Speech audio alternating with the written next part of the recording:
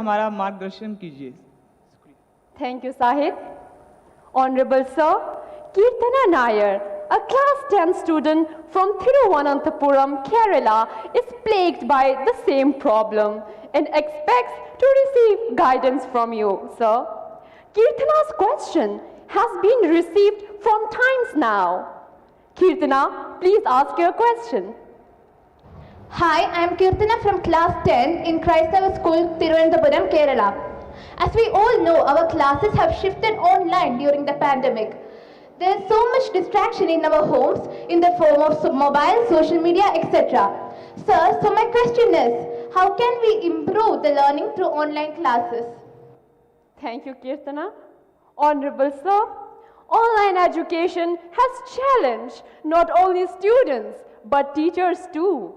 Mr. Chandra Chudeshwaran M., a teacher from Krishnagiri, seeks guidance and direction from you. Sir, please ask your question.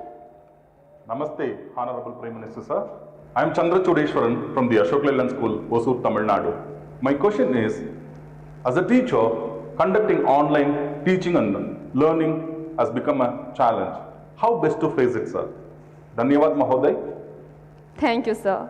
Honorable Prime Minister, sir, Tarun, Sahid, Kirtana and Chandra Chudeshwaran, sir, are all anxious about the online education has caused them to addicted to and distracted by social media during the last 2 years. Honorable sir, from different parts of the country, we have received many similar questions. Out of those, these are the selected ones that sum up everyone's concerns. I request you to please guide them, sir. मेरे मन में एक सवाल आता है कि आप लोगों ने बताया कि कहीं इधर इधर भटक जाते हैं। थोड़ा अपने आप को पूछिए कि जब आप ऑनलाइन रीडिंग करते हैं तो सचमुच में रीडिंग करते हैं कि रील देखते हैं?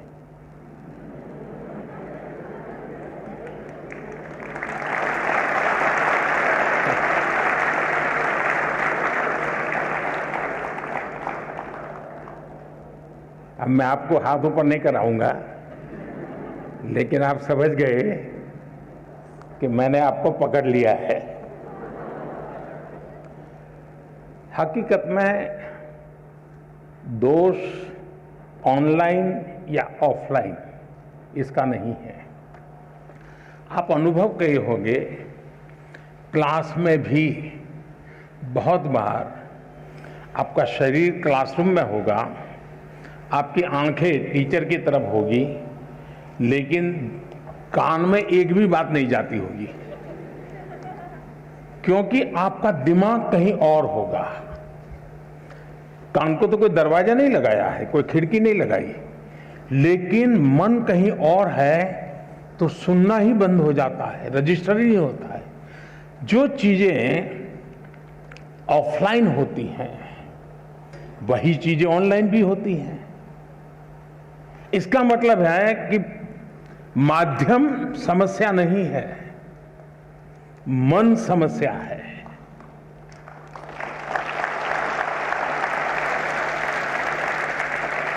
माध्यम ऑनलाइन हो या ऑफलाइन, अगर मेरा मन पूरी तरह उससे जुड़ा हुआ है, उसमें डूबा हुआ है,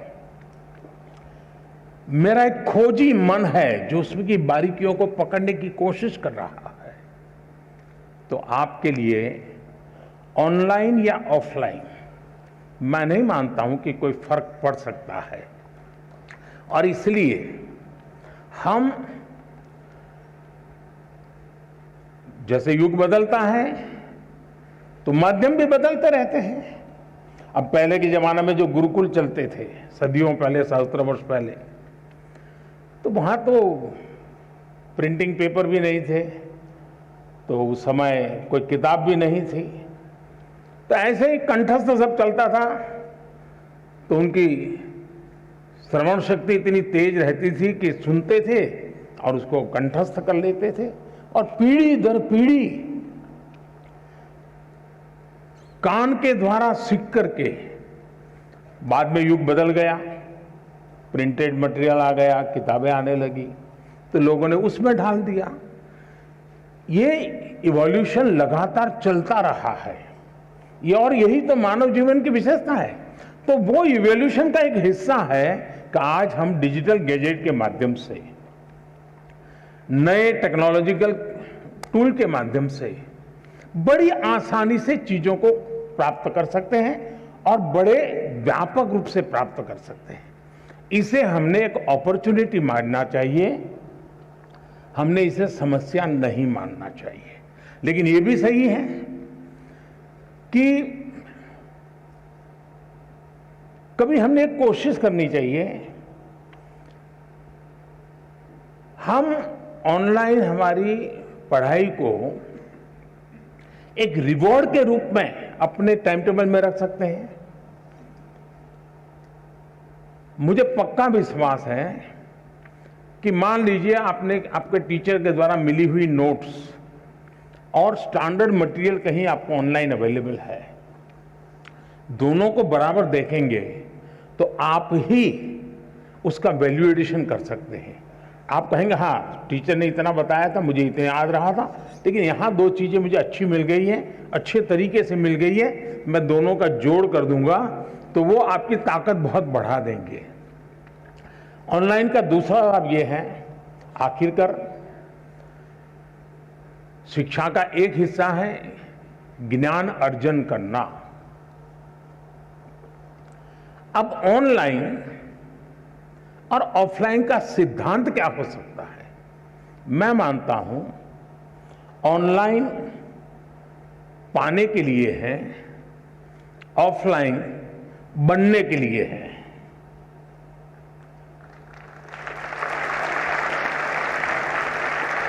मुझे कितना ज्ञान पाना है, कितना अर्जित करना है, मैं ऑनलाइन जाकर के दुनिया के जिस छोर से जो भी अवेलेबल है मैं अपने मोबाइल फोन पर या अपने आईपैड पर ले आऊंगा, इसको मैं अंगीकृत करूं। और ऑफलाइन जो मैंने वहां पाया है उसको पनपने के लिए मैं अवसर दूंगा।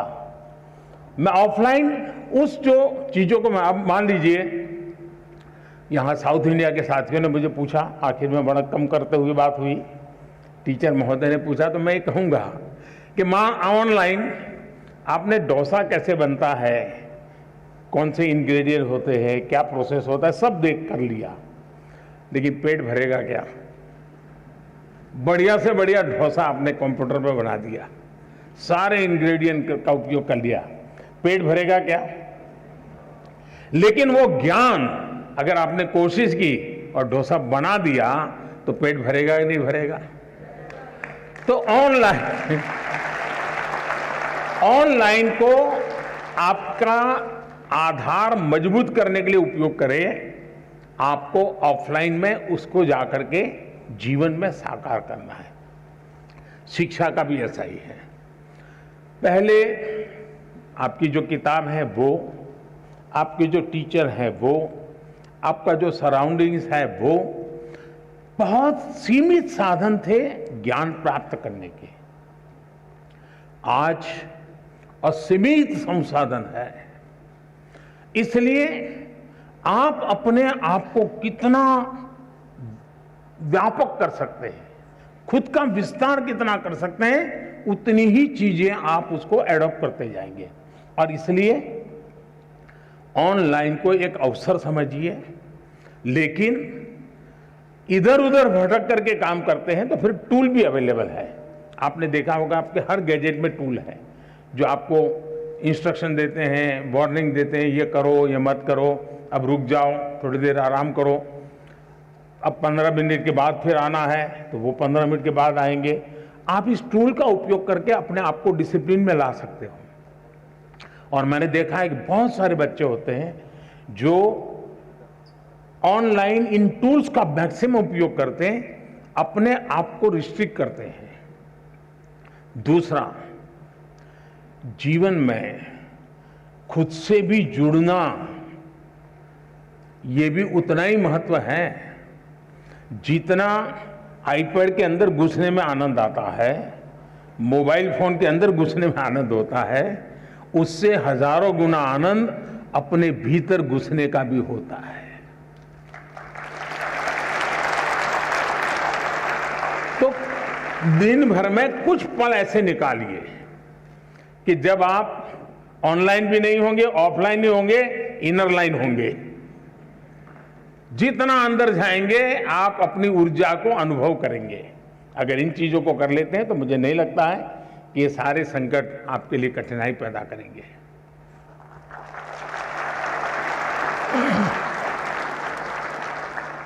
माननीय प्रधानमंत्री जी, आपने हमें मूल मंत्र दिया कि जब हम एकाग्र मन होकर अपनी पढ़ाई करें तो सफलता हमें अवश्य मिलेगी। धन्यवाद महोदय। माननीय प्रधानमंत्री जी, वैदिक सभ्यता और सिंधु घाटी सभ्यता के मुख्य निवास स्थान पानीपत हरियाणा से सुश्री सुमन रानी, जो कि एक शिक्षिका है, आपके समक्ष अपना प्रश्न रखना चाहती है।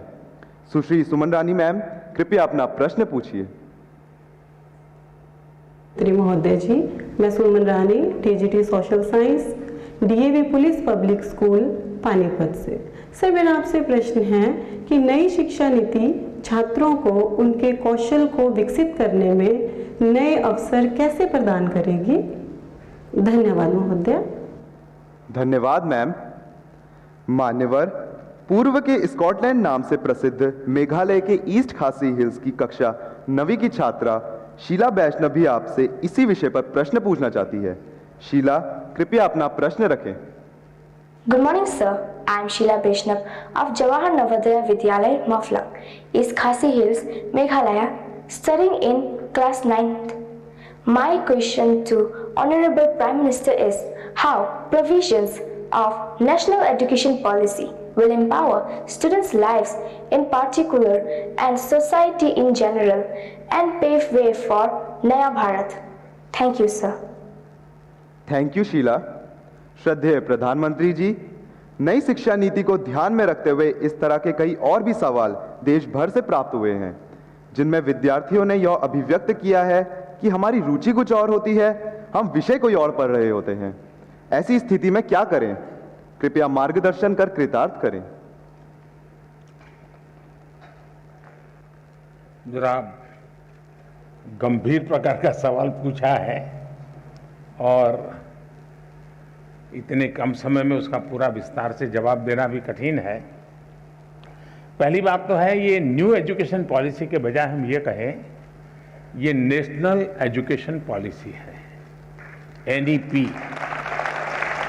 कुछ लोग एन को न्यू कहते हैं, एक्चुअली ये नेशनल एजुकेशन पॉलिसी है। और मुझे अच्छा लगा कि आपने पूछा, शायद दुनिया में शिक्षा की नीति निर्धारण में इतने लोगों का इन्वॉल्वमेंट हुआ होगा, इतने स्तर पर हुआ होगा, ये अपने आप में शायद एक बहुत बड़ा वर्ल्ड रिकॉर्ड है। – 2014 से जब मुझसे इस कार्य के लिए आप सबने पसंद किया तो शुरुआत से इस काम पर हम लगे थे।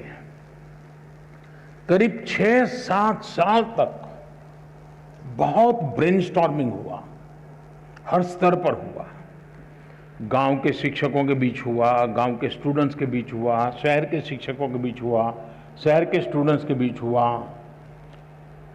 बॉयज स्टूडेंट्स ने कहा, गर्ल्स स्टूडेंट्स ने कहा, दूर सुदूर पहाड़ों में, जंगलों में, यानी एक प्रकार से हिंदुस्तान के हर कोने में सालों तक इस विषय पर ब्रेनस्टॉर्मिंग हुआ।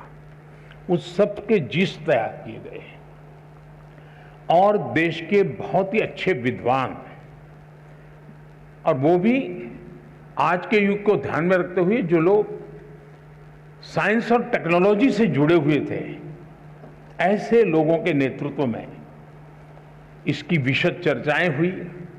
उसमें से एक ड्राफ्ट तैयार हुआ। उस ड्राफ्ट को फिर लोगों के बीच में भेजा गया और 15-20 लाख इनपुट्स आए। यानी इतना बड़ा एक्सरसाइज, इतनी व्यापक एक्सरसाइज, उसके बाद एजुकेशन पॉलिसी आई है। और ये एजुकेशन पॉलिसी को मैंने देखा है कि पॉलिटिकल पार्टी, सरकार कुछ भी करें तो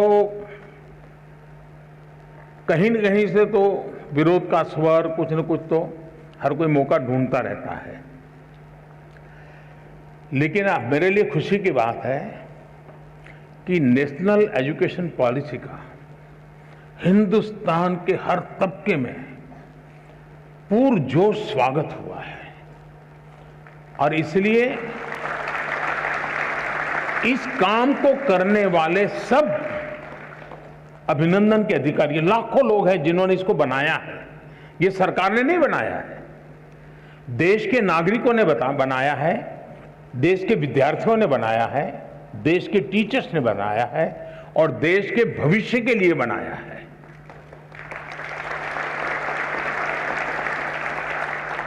अब एक छोटा सा विषय, पहले हमारे यहां खेलकूद एक एक्स्ट्रा एक्टिविटी माना जाता था। आपको जो 5वीं, 6ठी, 7वीं में पढ़े होंगे उनको पता होगा। अब इस नेशनल एजुकेशन पॉलिसी में वो शिक्षा का हिस्सा बना दिया गया है।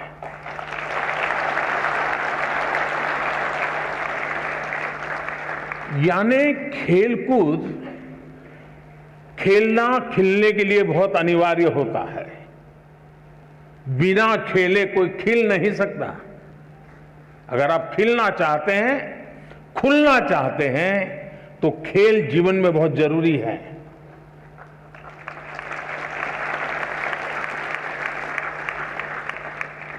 टीम स्पिरिट आता है, साहस आता है, अपने प्रतिस्पर्धी को समझने की ताकत आती है। ये सारी किताबों में से जो सीखते हैं खेल के मैदान में आसानी से सीख सकते हैं, लेकिन वह पहले हमारी शिक्षा व्यवस्था से बाहर था, एक्स्ट्रा एक्टिविटी था, उसको प्रतिष्ठा दी। अब आप देखते हैं कि परिवर्तन आने वाला है और इन दिनों खेलकूद में जो रुचि बढ़ रही है तो उसको एक प्रतिष्ठा मिली है। फर्क, मैं एक ऐसी चीज बता रहा हूं कि जो आपको ध्यान में आए। कहने के लिए तो मेरे पास बहुत सारी चीजें हैं। उसी प्रकार से क्या हम 20वीं सदी की नीतियों को लेकर के 21वीं सदी का निर्माण कर सकते हैं क्या? मैं आप लोगों से पूछता हूं। 20वीं सदी की सोच, 20वीं सदी की व्यवस्था, 20वीं सदी की नीति, इससे 21वीं सदी में आगे बढ़ सकते हैं क्या? जरा जोर से बताइए ना। नहीं बढ़ सकते ना। तो हमें 21वीं सदी के अनुकूल अपनी सारी व्यवस्थाओं को, सारी नीतियों को ढालना चाहिए कि नहीं ढालना चाहिए? अगर हम अपने आप को इवॉल्व नहीं करेंगे तो हम ठहर जाएंगे, और ठहर जाएंगे ऐसा नहीं, हम पिछड़ जाएंगे। और इसलिए भी वैसे बीच में समय जितना जाना चाहिए था उससे ज्यादा चला गया, उससे देश का नुकसान हुआ है। लेकिन अब जब हम पहुंच चुके हैं, अब जैसे आज हम देखते हैं कि कभी कभार माँ बाप की इच्छा के कारण, रिसोर्सेज के कारण, नजदीक में व्यवस्था के कारण हम अपनी इच्छा के शिक्षा के लिए आगे नहीं बढ़ पाते हैं, और सब प्रेशर के कारण और प्रतिष्ठा के कारण एक ढर्रे पर चले गए, हाँ नहीं नहीं डॉक्टर बनना है। लेकिन हमारा जो इंस्टिंक्ट है कुछ और है। मुझे वाइल्ड लाइफ में इंटरेस्ट है, मुझे पेंटिंग में इंटरेस्ट है, मुझे टेक्नोलॉजी में इंटरेस्ट है, मुझे साइंस में इंटरेस्ट है, मुझे रिसर्च में इंटरेस्ट। अब कारणों से मेडिकल में तो चला गया, पहले तो गए हैं, तो फिर इस पाइपलाइन में यहां घुसे आप तो आपको वहां ही निकलना पड़ेगा दूसरे छोर पे। अब हमने कह दिया ऐसा जरूरी नहीं है कि आप प्रवेश कर लिया, लेकिन 1 साल 2 साल के बाद लगा कि नहीं नहीं भाई मेरा रास्ता ये नहीं है, मेरा तो मिजाज वो है, मैं वहां जाना चाहता हूं। तो अब नेशनल एजुकेशन पॉलिसी आपको नए रास्ते पर जाने का अवसर देती है, सम्मान के साथ अवसर देती है।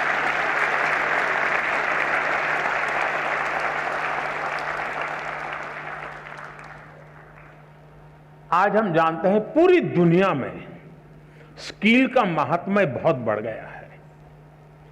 सिर्फ शिक्षा, सिर्फ ज्ञान का भंडार ये इनफ नहीं है, हुनर भी होना चाहिए, स्किल होनी चाहिए। अब इसको हमने सिलेबस का हिस्सा बनाया है ताकि उसका पूर्ण विकास के लिए उसको खुद को अवसर मिल जाए। आज खुशी हुई, मैं अभी एक प्रदर्शनी देख के आया। नेशनल एजुकेशन पॉलिसी का क्या रिफ्लेक्शन होता है वो छोटे से रूप में आज शिक्षा विभाग के लोगों ने रखा था। मैं शिक्षा विभाग को बधाई देता हूं, यानी बहुत ही प्रभावित था। आनंद आता था कि हमारे 8वीं 10वीं कक्षा के बच्चे 3D प्रिंटर बना रहे हैं। आनंद आ रहा है कि हमारे 8वीं 10वीं कक्षा के बच्चे वैदिक मैथमेटिक्स का ऐप चला रहे हैं और दुनिया भर के स्टूडेंट उनसे सीख रहे हैं। नंदिता और निवेदिता 2 बहनें में जो मिली, मैं बहुत ही सरप्राइज था। हमारे यहां तो इन चीजों को बुरा माना जाने वाला एक वर्ग होता है, लेकिन उन्होंने दुनिया भर में अपने स्टूडेंट खोज लिए हैं। वो खुद स्टूडेंट रहे लेकिन गुरु बन गए। अब देखिए, उन्होंने टेक्नोलॉजी का भरपूर उपयोग किया है। टेक्नोलॉजी से वो डरे नहीं है, टेक्नोलॉजी का उपयोग किया है। उसी प्रकार से मैंने देखा कुछ स्कल्पचर्स बनाए हुए हैं, कुछ अच्छे पेंटिंग बनाए, और इतना ही नहीं, उसमें विजन था। ऐसे ही करने के लिए नहीं किया गया, मैं उस विजन को अनुभव करता था। इसका मतलब हुआ कि नेशनल एजुकेशन पॉलिसी व्यक्तित्व के विकास के लिए बहुत सारे अवसर दे रही है। और इस अर्थ में मैं कहूंगा कि हम जितनी बारीकी से नेशनल एजुकेशन पॉलिसी को समझेंगे और प्रत्यक्ष में उसको धरती पर उतारेंगे, आप देखिए मल्टीपल बेनिफिट्स आपके सामने होंगे। तो मेरी देश भर के टीचर्स को, देश भर के शिक्षाविदों से, देश भर के स्कूल से मेरा आग्रह है कि आप इसकी बारीकियों को जमीन पर उतारने के नए नए तरीके डेवलप कीजिए, और जितने ज्यादा तरीके होंगे उतने ही ज्यादा अवसर प्राप्त होंगे। मेरी शुभकामनाएं हैं।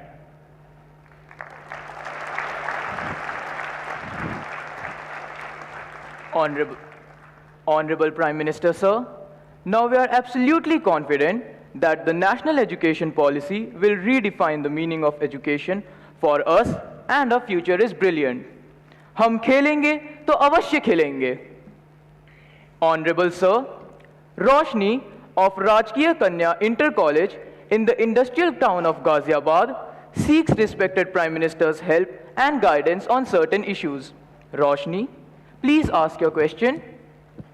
नमस्कार महोदय, माननीय प्रधानमंत्री जी, मैं रोशनी राजकीय कन्या इंटर कॉलेज विजयनगर गाज़ियाबाद उत्तर प्रदेश में 11वीं कक्षा की छात्रा हूँ।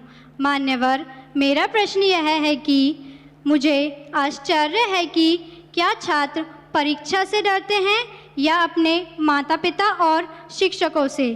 क्या हमें परीक्षा को बहुत गंभीरता से लेना चाहिए जैसे कि हमारे माता पिता या शिक्षक हमसे उम्मीद करते हैं, या बस त्योहारों की तरह उनका आनंद लें?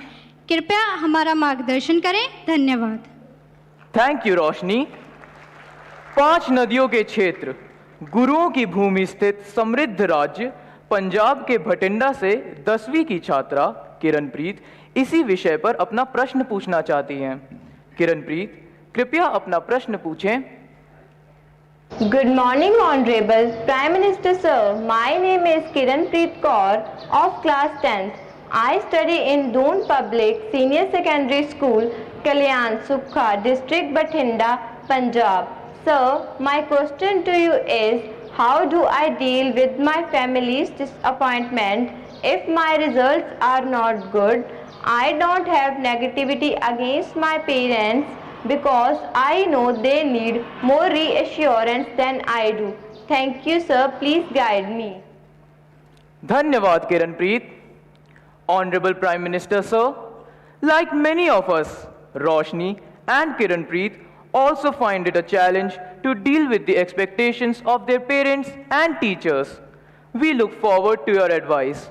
Honorable sir. रोशनी, क्या कारण है कि आपने जब ये सवाल पूछा तो सबसे ज्यादा तालियां बजी? क्या कारण है?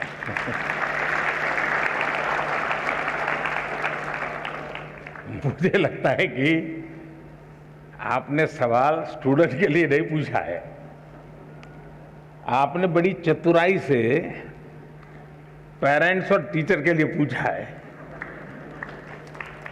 और मुझे लगता है कि आप चाहती हैं कि मैं आज यहाँ से हर एक के पेरेंट्स को और टीचर्स को कुछ यहाँ से कह दूं ताकि आपके काम आ जाए।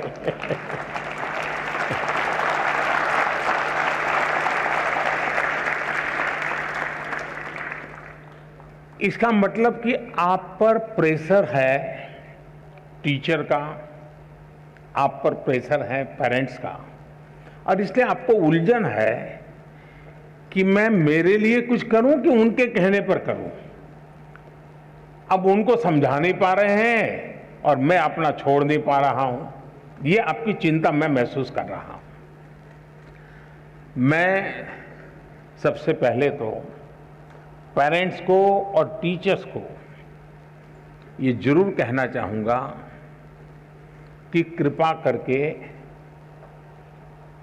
आप मन में सपने लेकर के जीते हैं, या तो जो सपने आपके खुद के अधूरे रह गए हैं, आप जो करना चाहते थे अपने विद्यार्थी काल में, आप जो अपने जीवन में करना चाहते थे वो नहीं कर पाए, और इसलिए दिन रात आपको लगता है कि बस इसको तो वो बना के रहूंगा।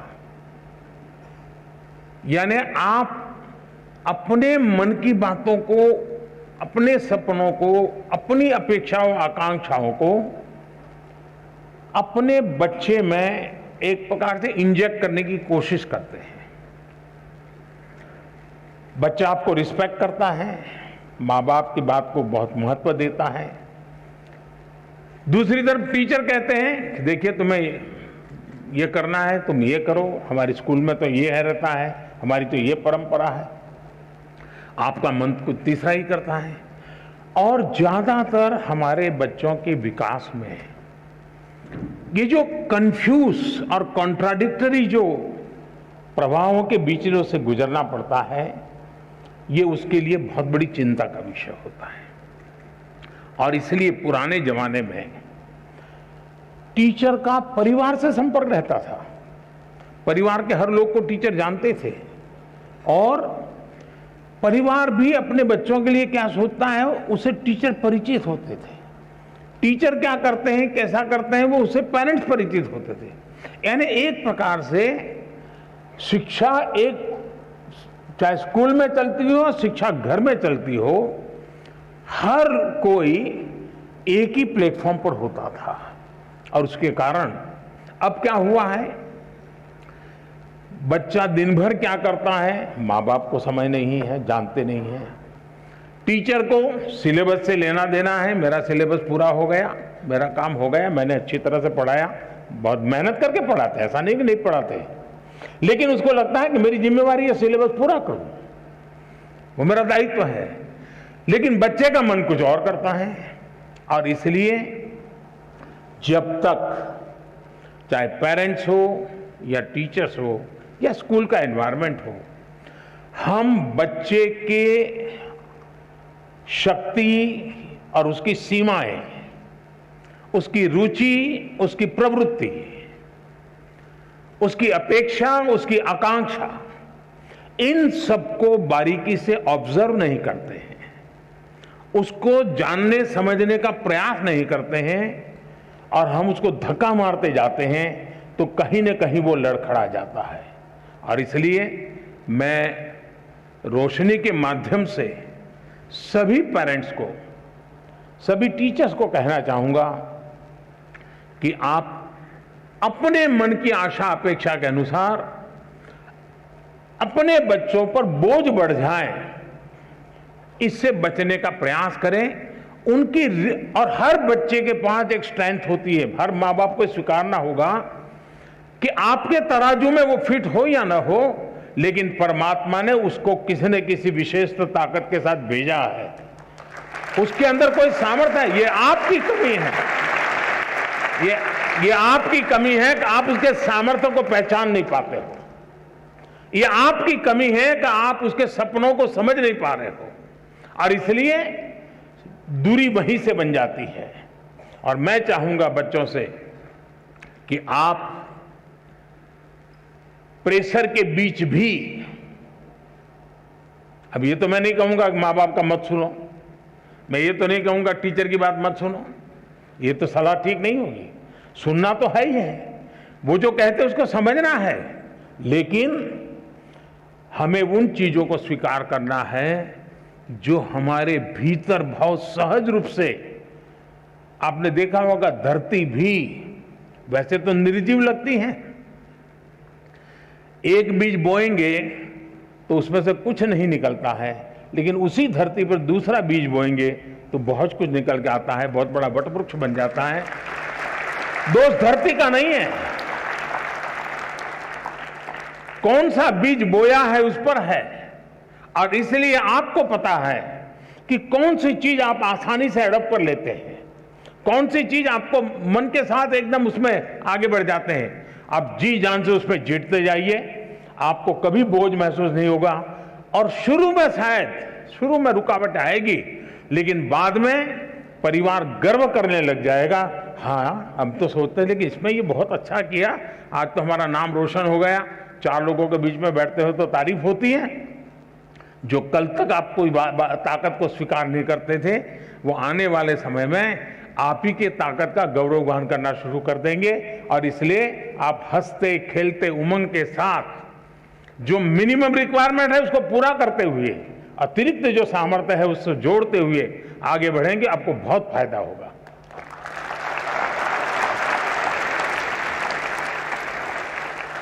श्रद्धेय प्रधानमंत्री जी, आपने अभिभावक एवं शिक्षक की आशाओं अपेक्षाओं के बीच बच्चों की रुचि एवं आकांक्षाओं को नई शक्ति दी है। आपका कोटि कोटि धन्यवाद।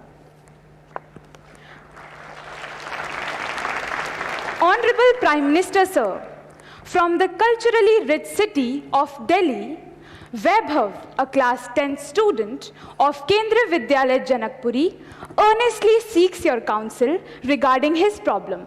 Vaibhav, please ask your question. नमस्कार प्रधानमंत्री जी, मेरा नाम वैभव कनौजिया है। मैं कक्षा 10वीं का छात्र हूँ। मैं केंद्रीय विद्यालय जनकपुरी दिल्ली में पढ़ता हूँ। महोदय, मेरा आपसे यह प्रश्न है कि how to stay motivated and succeed when we have so many of backlog. Thank you sir. धन्यवाद वैभव। माननीय प्रधानमंत्री जी, हम बच्चे ही नहीं, हमारे अभिभावक भी आपसे अपनी समस्याओं का निदान चाहते हैं। सुजीत कुमार प्रधान जी, जो झारसुगुड़ा उड़ीसा से एक अभिभावक हैं, आपसे इसी विषय पर मार्गदर्शन की अपेक्षा रखते हैं। श्रीमान सुजीत प्रधान जी, कृपया अपना प्रश्न पूछें। माननीय प्रधानमंत्री जी नमस्कार, मेरा नाम सुजीत कुमार प्रधान। मेरा प्रश्न है, पाठ्येतर गतिविधि के लिए बच्चों को कैसे प्रेरित करें? धन्यवाद। धन्यवाद श्रीमान। माननीय प्रधानमंत्री जी, स्थापत्य और चित्रकला के धनी राजस्थान के जयपुर की कक्षा 12वीं की छात्रा कोमल शर्मा आपसे अपनी परेशानी का हल चाहती हैं। कोमल, कृपया अपना प्रश्न पूछें। नमस्कार माननीय प्रधानमंत्री जी महोदय, मेरा नाम कोमल शर्मा है। मैं राजकीय बालिका उच्च माध्यमिक विद्यालय बगरू जयपुर कक्षा 12वीं की छात्रा हूँ। मेरा प्रश्न आपसे ये था कि मेरे एक सहपाठी का एक पेपर अच्छा नहीं गया है, तो मैं उसे दिलासा कैसे दूं? धन्यवाद। धन्यवाद Komal. Honourable prime minister sir, Aaron Eapen, a class 10th student of Qatar, is overwhelmed by a similar problem. Aaron, please go ahead and ask your question. Namaste sir, greetings from MES Indian School, Doha, Qatar. My name is Aaron Epen of class 10. My questions to the Honorable Prime Minister of India are these: how to stop myself from procrastinating and how to keep away my exam fears and the sense of lack of preparation. Thank you, Aaron. Honorable Prime Minister Sir, Vaibhav, Mr. Pradhan ji, Komal and Aaron are eager to gain from your wisdom on how to handle the problem of lack of motivation and how to sustain commitment to academics. Also, many other students from all over India want to know how to ensure that they participate equally in extracurricular activities to be well-integrated individuals. Kindly guide all of us, sir. कोई ये सोचता हो कि motivation का कोई injection मिलता है,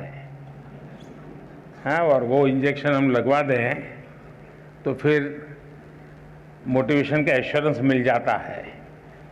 किसी को लगता है कि ये फॉर्मूला मिल जाए तो फिर मोटिवेशन की कभी समस्या नहीं रहेगी। तो मैं समझता हूं कि ये बहुत बड़ी गलती होगी। लेकिन पहले तो खुद को आप ऑब्जर्व कीजिए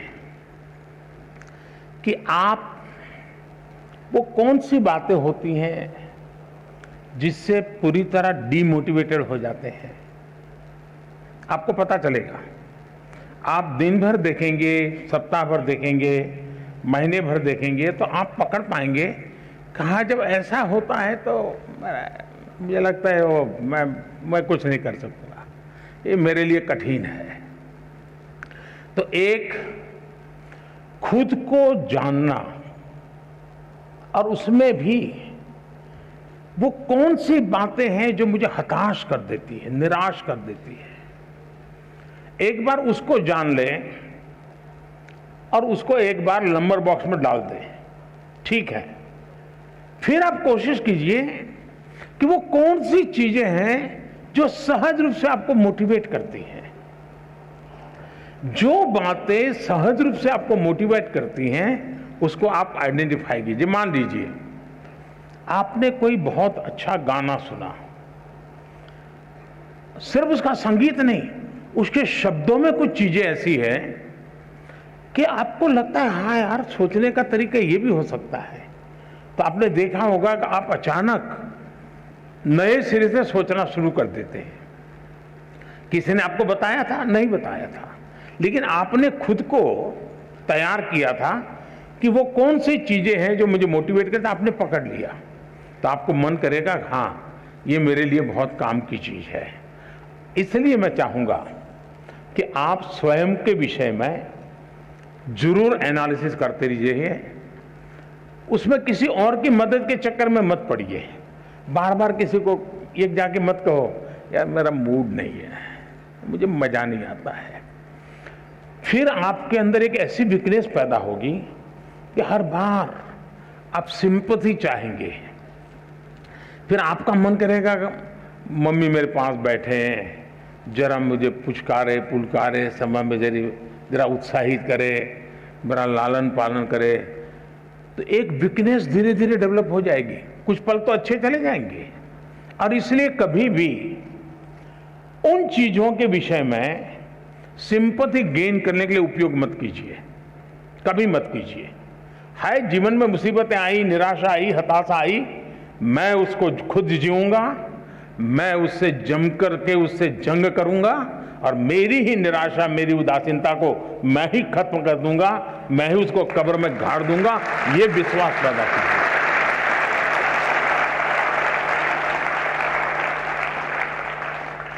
दूसरा है, हम किन चीजों को ऑब्जर्व करते हैं। कभी कभी कुछ चीजों को ऑब्जर्व करने से भी हमें बहुत प्रेरणा मिलती है। अब मान लीजिए आपके ही पर घर में एक 3 साल का बच्चा है, 2 साल का बच्चा है, उसको कुछ लेना है लेकिन उसके लिए बड़ा मुश्किल है। आप दूर से देखते रहिए कि वो गिर जाएगा, पहुंच नहीं पाएगा, थक जाएगा तो थोड़ी देर चला जाएगा, फिर आएगा, फिर कोशिश करेगा। मतलब आपको वो सिखा रहा है कि ठीक है मेरे लिए मुश्किल है लेकिन मैं अपनी कोशिश नहीं छोड़ूंगा। ये मोटिवेशन क्या किसी स्कूल में किसी ने पढ़ाया था क्या? उस 2 साल के बच्चे को कोई प्राइम मिनिस्टर गया था कहने के लिए क्या? किसी प्राइम मिनिस्टर ने समझाया था क्या? करे निराश मत हो जा बेटे, खड़े हो जाओ, दौड़ो, ऐसा कहने गया था क्या? जी नहीं। ईश्वर ने एक इनहेरेंट क्वालिटी हम सब में रखी हुई है, जो हमें कुछ न कुछ करने के लिए वो ड्राइविंग फोर्स बनती है। छोटे बालक में भी होता है। हमने कभी इन चीजों को ऑब्जर्व किया है? आपने देखा होगा कि कोई दिव्यांग अपनी कुछ गतिविधि करता है, उसने अपने तरीके ढूंढ लिए हैं, बहुत अच्छे ढंग से करता है, लेकिन हमने माइन्यूटली ऑब्जर्व किया कि देखिए भाई, ईश्वर ने उसकी इतनी शरीर में कमियां दी है, लेकिन उसने हार नहीं मानी है, उसने अपनी कमियों को ही शक्ति बना दिया है।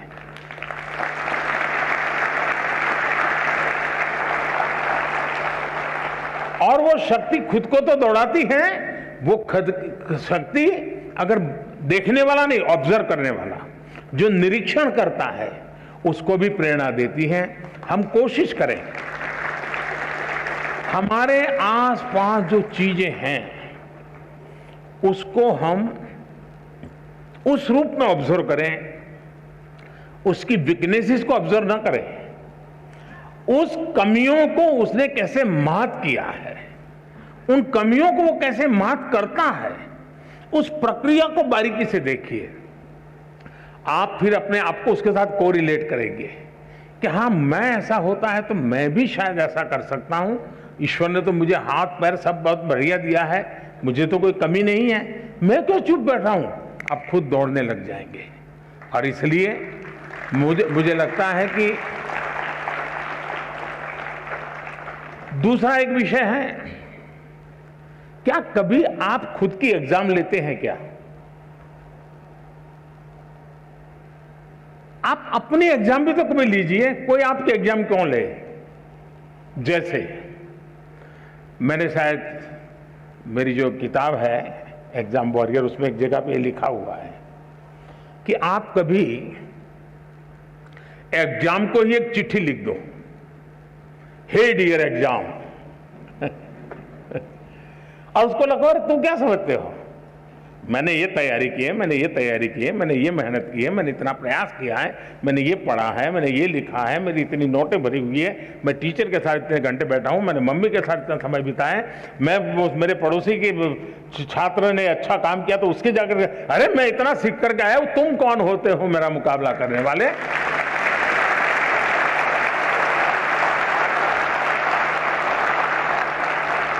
तुम क्या होते हैं मेरी एग्जाम लेने वाले? मैं तुम्हारी एग्जाम ले रहा हूं, मैं देखता हूं तुम मुझे नीचे गिरा करके दिखा दो, मैं तुम्हें नीचे गिरा करके दिखा देता हूं। कभी तो करिए। कभी कभी आपको लगता है कि भाई मैं ये जो सोचता हूं सही है गलत है, आप ऐसा कीजिए, एक बार रिप्ले करने की आदत बनाइए। रिप्ले करने की आदत बनाएंगे तो आपको एक नई दृष्टि मिलेगी।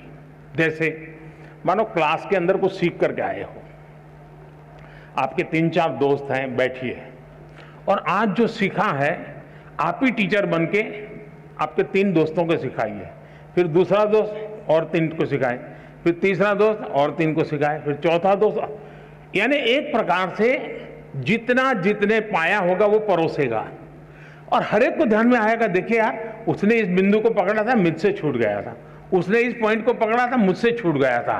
चारों लोग जब रिप्ले करेंगे उस बात को और खुद आप करेंगे, किताब नहीं है, कुछ नहीं है, सुना है, आप देखिए वो आपका अपना बन जाएगा।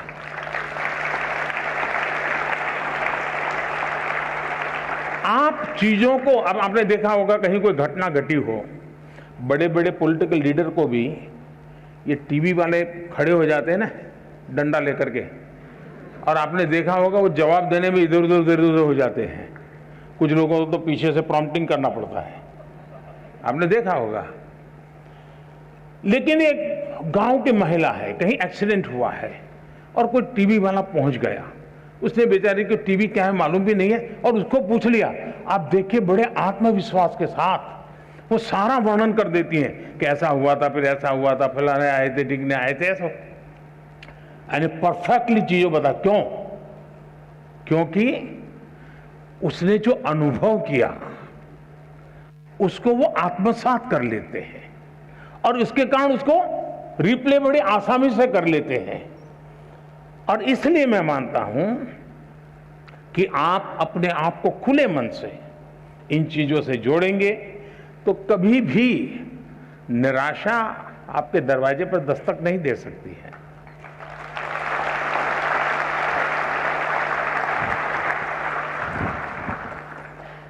Honorable Prime Minister, sir, thank you for giving us the mantra to think, observe and believe. However tall the summit, we assure you that we will never give up. माननीय प्रधानमंत्री जी, अपनी कला, संस्कृति और परंपराओं के लिए प्रसिद्ध खम्मम तेलंगाना से यादा अनुषा, जो कि 12वीं कक्षा की छात्रा हैं, आपसे अपने प्रश्न का समाधान चाहती हैं। अनुषा, कृपया अपना प्रश्न पूछिए। माननीय प्रधानमंत्री जी नमस्कार, मेरा नाम यादा अनुषा है। मैं गवर्नमेंट जूनियर कॉलेज नागुलंजा में 12 कक्षा पढ़ रही हूँ। मैं खम्मम जिले तेलंगाना से हूँ।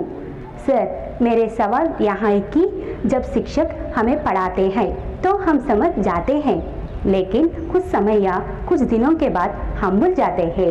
कृपया इसके बारे में मेरी मदद करें। धन्यवाद सर। धन्यवाद अनुषा।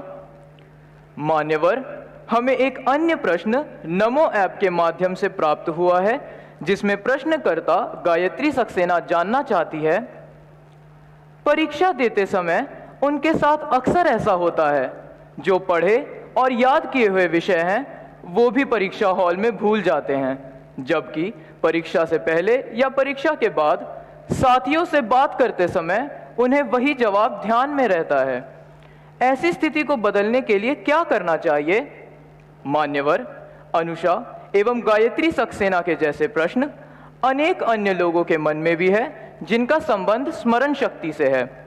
कृपया इस दिशा में मार्गदर्शन कर कृतार्थ करें। माननीय प्रधानमंत्री जी। शायद हर विद्यार्थी के दिमाग में ये विषय कभी न कभी तो एक समस्या बन करके खड़ा हो ही जाता है।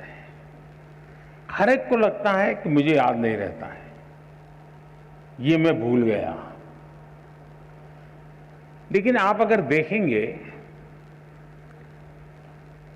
इवन एग्जाम के टाइम पर अचानक ऐसी चीजें आपकी निकलने लगेगी कि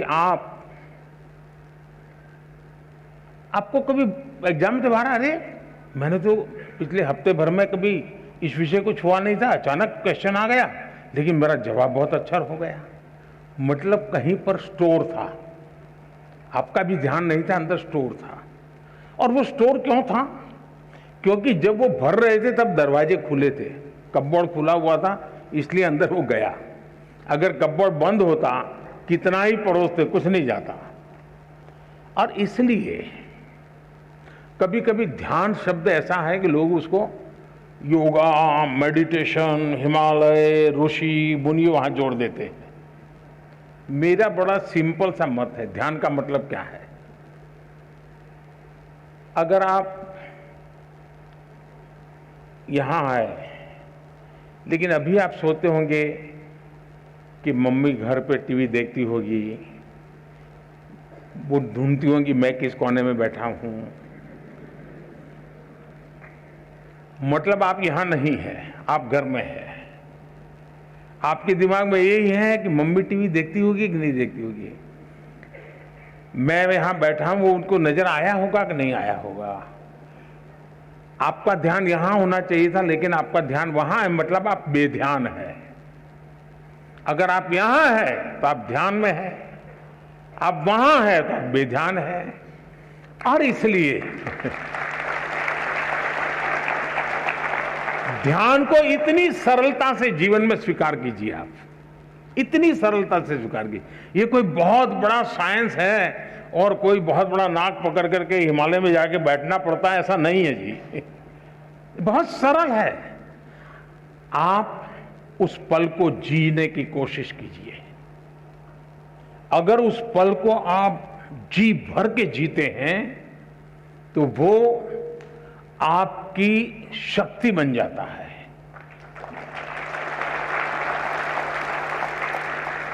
बहुत से लोग आपने देखे होंगे, सुबह चाय पीते रहते होंगे, अखबार पढ़ते होंगे, परिवार के लोग कहते हैं अरे पानी गर्म हो गया, चलो जल्दी नहाने के लिए चलो, नहीं नहीं मुझे अखबार पढ़ना है। फिर कहेंगे नहीं नहीं नाश्ता गर्म है, ठंडा हो जाएगा, फिर भी कहें नहीं मुझे अखबार पढ़ना है।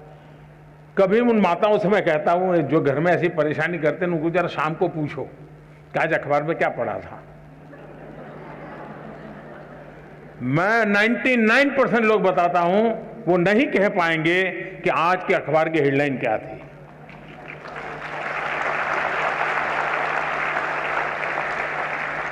क्यों? वो न जागरूक है, न वो उस पल को जी रहा है, वो आदतन पन्ने घुमा रहा है, आंखें देख रही हैं, चीजें पढ़ी जा रही हैं, कुछ भी रजिस्टर नहीं हो रहा है। और अगर रजिस्टर नहीं हो रहा है तो मेमोरी चिप में जाता नहीं है। और इसलिए आपके लिए पहली आवश्यकता यह है, आप जो भी करें उससे उस वर्तमान को, और मेरा अभी भी मत है कि परमात्मा की इस सृष्टि को सबसे बड़ी कोई सौगात है। अगर मुझे कोई पूछेगा तो मैं कहूंगा वो सौगात वर्तमान है। जो इस वर्तमान को जान पाता है, जो इस वर्तमान को जी पाता है, जो इस वर्तमान को आत्मसात कर पाता है, उसके लिए भविष्य के लिए कभी भी क्वेश्चन मार्क नहीं होता है।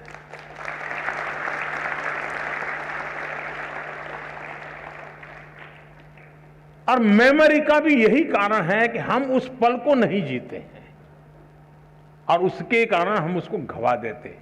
दूसरा, मेमोरी का जीवन से संबंध होता है। सिर्फ एग्जाम से है ये सोचोगे तो फिर तो आप उसकी कीमत ही नहीं समझते हैं, उसका मूल्य ही नहीं समझते हैं। अगर मान लीजिए आपके किसी दोस्त का जन्मदिन आपको याद रहा और आपने जन्मदिन पर उसको फोन किया, आपकी तो वो मेमोरी थी जिसके कारण आपको जन्मदिन याद रहा, लेकिन वो मेमोरी आपके जीवन के विस्तार का कारण बन जाता है। जब उस दोस्त को टेलीफोन जाता है, उसको अरे वाह, उसको मेरा जन्मदिन इतना याद था, मतलब मेरे जीवन की अहमियत उसके जीवन में है। वो जीवन भर आपका बन जाता है। कारण क्या था? वो एक मेमोरी। मेमोरी जीवन के विस्तार का बहुत बड़ा कैटलिक एजेंट है। और इसलिए हम हमारी स्मृति को सिर्फ परीक्षा तक, सवाल जवाब तक सीमित ना करें, आप उसका विस्तार करते चलिए। जितना विस्तार करेंगे चीजें अपने आप जुड़ती जाएगी।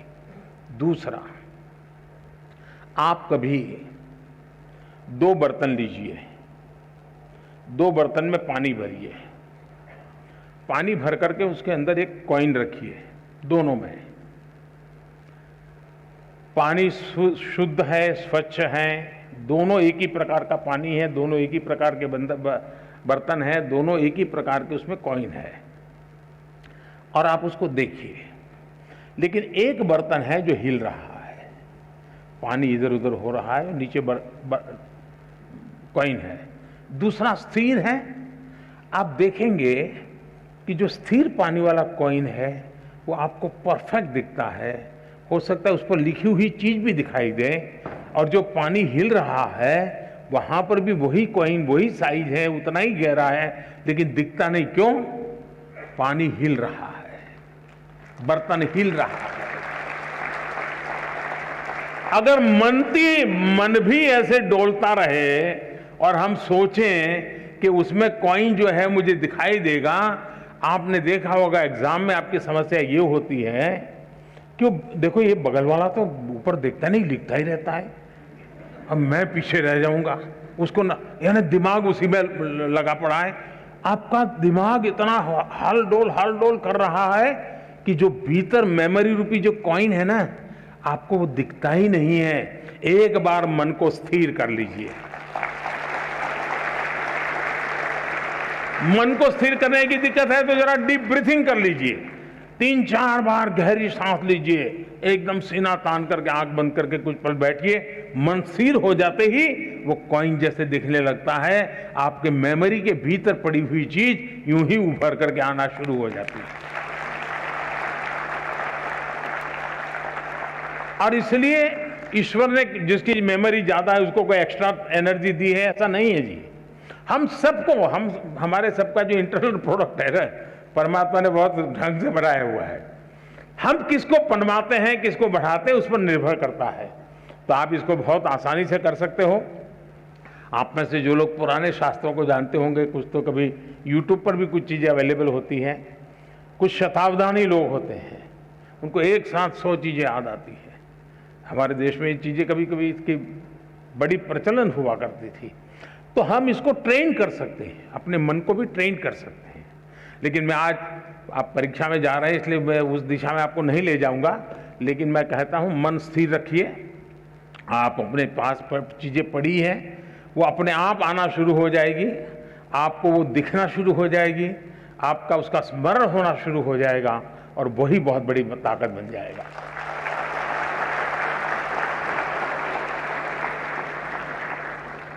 माननीय प्रधानमंत्री जी, आपने जिस स्नेहपूर्ण सरलता से हमें ध्यान की विधि सिखाई, निश्चय ही मेरी तरह सबका मन खिल उठा है। धन्यवाद महोदय। माननीय प्रधानमंत्री जी, खनिज संसाधनों से समृद्ध राज्य, मनोरम पर्यटन स्थल रामगढ़ झारखंड से कक्षा 10वीं की छात्रा श्वेता कुमारी आपसे अपने प्रश्न का समाधान चाहती हैं। श्वेता, कृपया अपना प्रश्न रखिए। माननीय प्रधानमंत्री जी नमस्कार, मैं श्वेता कुमारी केंद्रीय विद्यालय पतरातू की 10वीं की छात्रा हूँ। मैं आपसे एक प्रश्न करना चाहती हूँ। मेरी पढ़ाई में प्रोडक्टिविटी रात के समय अधिक होती है, पर सब मुझे दिन में पढ़ने को बोलते हैं, मैं क्या करूँ? धन्यवाद। धन्यवाद श्वेता। आदरणीय प्रधानमंत्री जी, नमो ऐप के माध्यम से प्राप्त प्रश्न जिसमें राघव जोशी के सामने एक अजीब सी दुविधा है। माँ बाप हमेशा कहते हैं पहले पढ़ाई करो फिर खेल कूद करो, लेकिन उन्हें लगता है कि खेलने कूदने के बाद पढ़ाई करते हैं तो उन्हें चीजें बेहतर तरीके से समझ में आती हैं। कृपया राघव एवं श्वेता के साथ साथ उन जैसे कई विद्यार्थियों को समझाएं कि वे ऐसा क्या करें कि उनकी प्रोडक्टिविटी श्रेष्ठतम हो। हम सबकी दुविधा का समाधान करने की कृपा करें। माननीय प्रधानमंत्री जी। ये बात सही है कि हर कोई चाहता है कि उसके समय का सदुपयोग हो। जिस काम के लिए समय लगाया है उसका उतना ही उसको लाभ मिले, और ये अच्छी सोच है और ये आवश्यक भी सोच है कि हमें हमेशा जागृत रूप से प्रयास करना चाहिए कि क्या मैं जो समय लगा रहा हूँ, मैं जो समय खपा रहा हूँ, उसका मुझे आउटकम मिलता है कि नहीं मिलता है।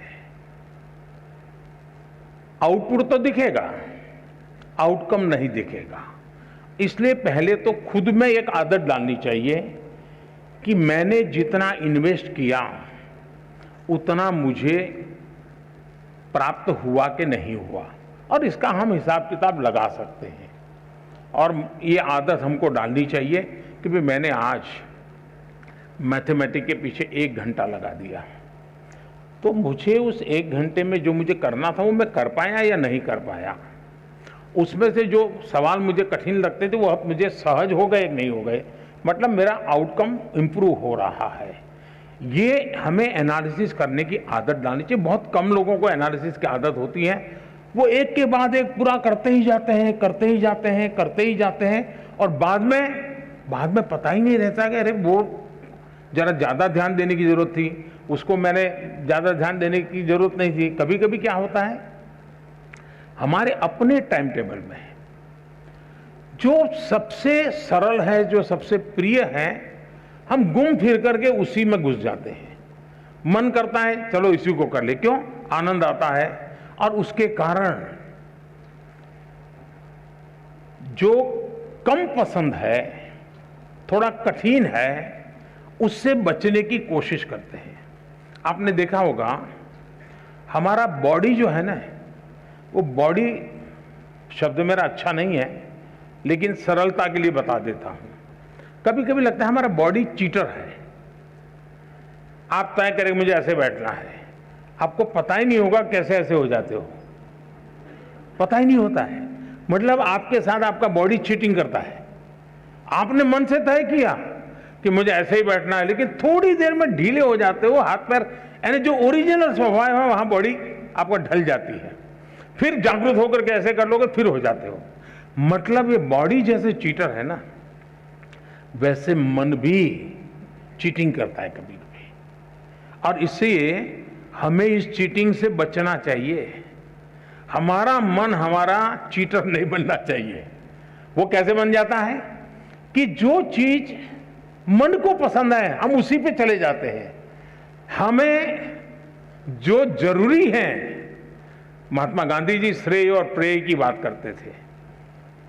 जो चीज श्रेयस्कर है और जो चीज प्रिय है, व्यक्ति श्रेयस्कर के बजाय प्रिय की तरफ चला जाता है। जो श्रेयस्कर है उस पर हमने चिपक के रहना चाहिए, यह बहुत आवश्यक होता है। और उसी की तरफ अगर मन चीटिंग करता है, वहां ले जाता है, फिर खींच के ले आओ, तो आपकी प्रोडक्टिविटी है, आपका आउटकम बढ़ेगा, और उसके लिए प्रयास करना चाहिए। दूसरा, ये जो सोचना कि मैं रात को पढ़ूं तो अच्छा होता है, कोई कहता है मैं सुबह पढ़ूं तो अच्छा होता है, कोई कहे खाना खा करके पढ़ूं तो अच्छा होता है, कोई कहता है भूखा रह करके पढ़ूं, ये हर एक की अपनी अपनी प्रकृति होती है। आप ऑब्जर्व कीजिए अपने आप को, किस चीज में आप कंफर्टेबल हैं। एक्चुअली है आप कंफर्ट होने चाहिए। अगर आप कंफर्ट नहीं है उस परिषद से, बैठने से, उठने से, तो आप शायद उसको नहीं कर। अब कुछ लोग ऐसे होते हैं कि एक ही प्रकार की जगह होगी तब नींद आएगी उसको। मुझे याद है, मैं बहुत साल पहले एक मूवी देखी थी। उस मूवी में एक दृश्य आता है, कोई एक व्यक्ति झुग्गी झोपड़ी के पास अपनी जिंदगी गुजारता है और फिर अचानक कोई अच्छी जगह पे रहने जाता है। उसको नसीब आता है, लेकिन नींद नहीं आ रही है। और नींद क्यों नहीं आती, तो फिर अपना दिमाग खपाता है, तो वो जाता है रेलवे स्टेशन पे और रेल की पटरी की जो आवाज़, खटापटी आवाज़, उसको टैप करता है और घर में ला करके वो टैप रिकॉर्ड शुरू करता है और फिर सो जाता है, नींद आ जाती है। उसका वो कंफर्ट हो जाता है जब तक उसको वो, अब हर एक के लिए कोई कहे कि भाई ट्रेन की आवाज़ आएगी तो तुम्हें नींद आएगी, हर एक के लिए जरूर नहीं होता, लेकिन उसको वो कंफर्ट लगा। मैं समझता हूं कि हमें भी पता होना चाहिए, इसका प्रेशर बिल्कुल मत रखिए। जिस चीज में आपको आनंद आता है, आपको कम से कम उसके लिए अपने आप को एडजस्ट करना पड़ता है, वो रास्ता छोड़ने की जरूरत नहीं है। लेकिन उस कंफर्ट अवस्था में भी आपका काम है आपकी पढ़ाई, आपका काम है मैक्सिमम आउटकम, उसमें से जरा भी हटना नहीं है। और मैंने देखा है लोग कैसे काम करते हैं। कभी कभी हम सुनने को तो अच्छा लगता है कि फलाना व्यक्ति 12 घंटे काम करता है, 14 घंटे काम करता है, 18 घंटे काम करता है, सुनना अच्छा लगता है।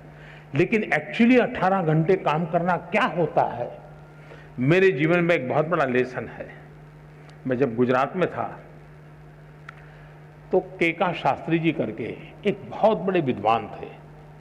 स्वयं तो 5वीं 7वीं कक्षा तक ही पढ़े थे, लेकिन अनेक ग्रंथ लिखे थे उन्होंने, दर्जनों ग्रंथ लिखे थे, और वो पद्म सम्मान से भी सम्मानित थे। वो जीवित रहे थे 103 साल, और जब मैं वहां था तो मैंने उनकी शताब्दी का ऑफिशियल कार्यक्रम सरकार का किया था। मेरा उनके साथ बड़ा निकट रिश्ता जैसा था, बड़ा प्यार रहता था मुझ पर उनका। तो मैं बहुत साल पहले, तब तो मैं मुख्यमंत्री भी नहीं था, तो हमने एक बार कार्यक्रम बनाया कि उनको लेकर के राजस्थान के तीर्थ क्षेत्रों पर मैं उनको दर्शन करने के लिए ले जाऊंगा। तो मैं उनको लेकर के चला, तो हम एक व्हीकल में थे सब लोग। मैं देखता था कि उनके पास बहुत कम लगेज था, लेकिन उसमें भी ज़्यादा लगेज उनकी लिखने पढ़ने की चीज़ें थी। कहीं रेलवे का क्रॉसिंग आता था तो बंद हो जाता था, रुक जाना पड़ता था जब तक ट्रेन पारित नहीं होती, वो दरवाज़ा खुलता नहीं था, आगे बढ़ते नहीं थे। अब उस समय हम क्या करते हैं, हम या तो नीचे उतर के थोड़ा टहलेंगे या कोई सिंह चना बेचता होगा तो लेकर के खाएंगे। हम अपना समय, मैं देखता था कि जैसे ही खड़ी हुई गाड़ी वो अपने थैले में से कागज निकालते थे और एकदम से लिखना शुरू कर।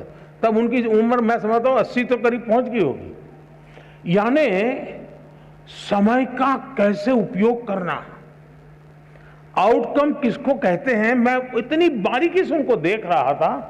और शायद तीर्थ यात्रा के समय में रिलैक्स रहना, घूमना फिरना, देखना, बातें को सारा बाजू में अपना काम करते ही रहना, किसी भी परिस्थिति में करते रहना, मैं समझता हूँ ये बहुत आवश्यक होता है। जीवन में इसे बहुत कुछ मिलता है।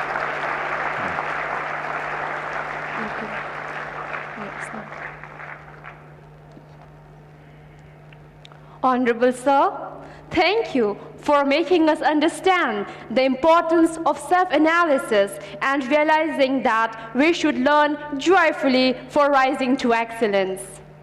Honorable Prime Minister, Sir, Erica George, a student of class 9th from the beautiful lush green land with eucalyptus forest, Udhampur, Union Territory of Jammu and Kashmir, seeks your guidance. Erica, please ask your question.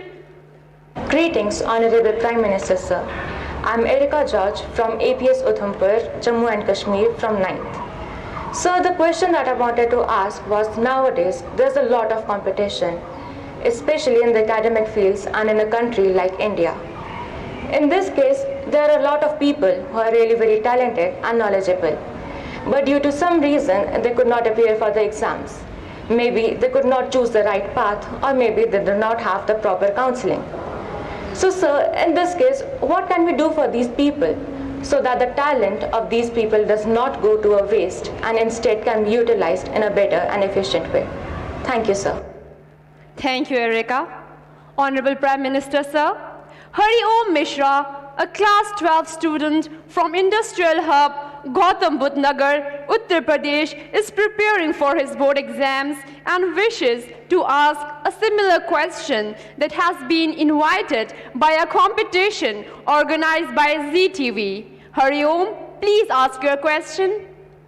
नमस्कार, मेरा नाम हरिओम मिश्रा है और मैं Cambridge school Noida की 12वीं कक्षा का छात्र हूँ। मेरा आज प्रधानमंत्री जी से सवाल है कि जैसा इस साल कॉलेज में एडमिशन की प्रक्रिया में काफ़ी बदलाव लाए गए हैं और इस साल बोर्ड परीक्षा के पैटर्न में भी काफ़ी बदलाव लाए गए हैं, तो इन सारे बदलावों के बीच में हम विद्यार्थी अभी बोर्ड परीक्षा पर ध्यान दें या फिर हम कॉलेज के एडमिशन की प्रक्रिया पर ध्यान दें, हम किस चीज़ को और अपनी तैयारी किस प्रकार करें?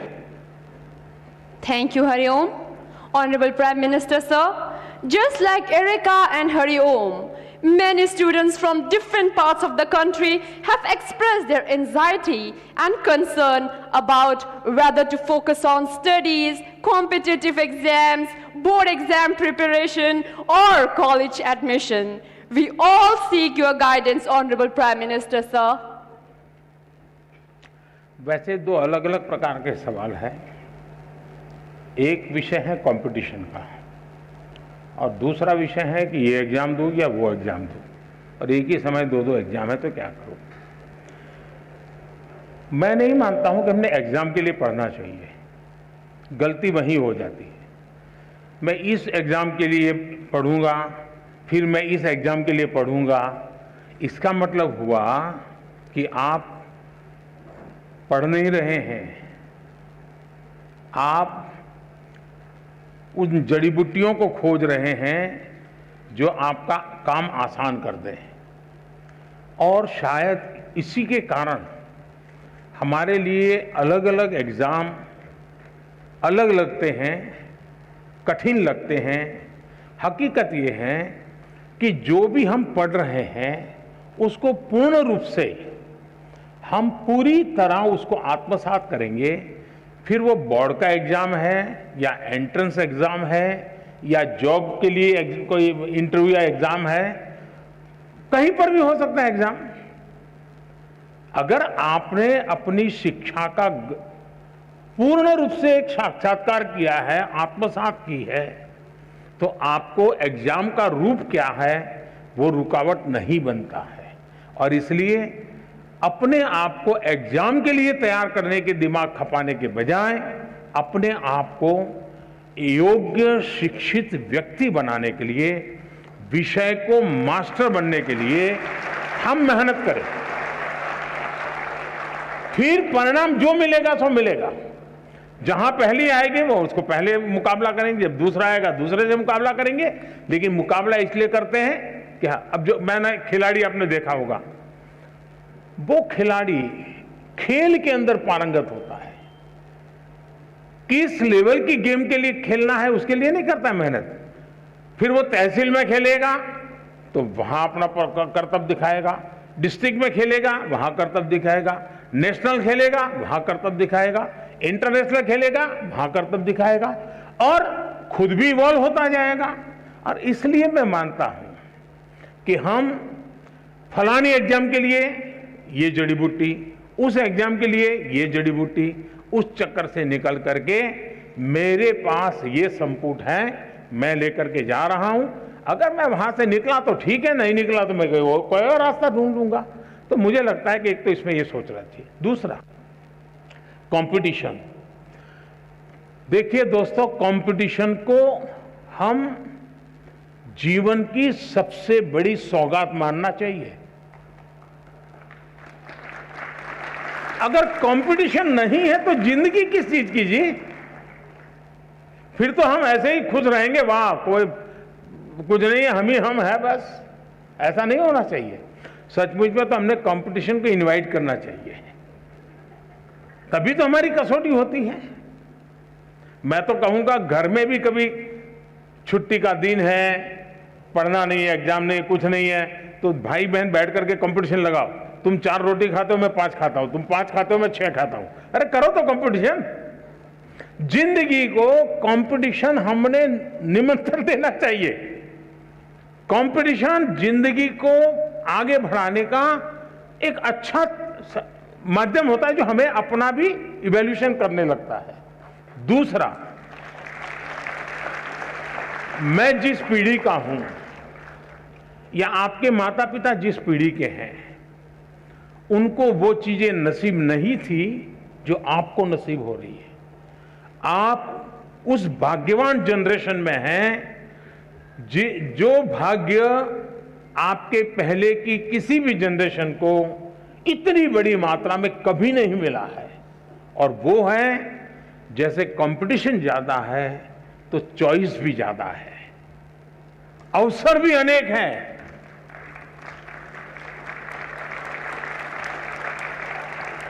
आपके परिवार में इतना अवसर नहीं थे। आपने देखा होगा, 2 किसान हो, मान लीजिए उसकी भी 2 एकड़ भूमि है, इसकी भी 2 एकड़ भूमि है, लेकिन एक किसान है, चलो भाई गुजारा करना है, गन्ना की खेती करते रहो, अपना गुजारा चल जाएगा।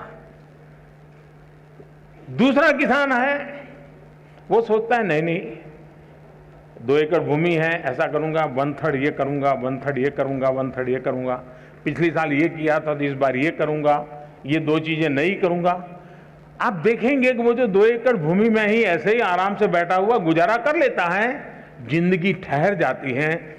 जो रिस्क लेता है, प्रयोग करता है, नई चीज लेता है, नई चीज जोड़ता है, वो इतना आगे बढ़ जाता है कि जिंदगी में कहीं रुकने का नाम नहीं लेता है। वैसा ही हमारे जीवन में है।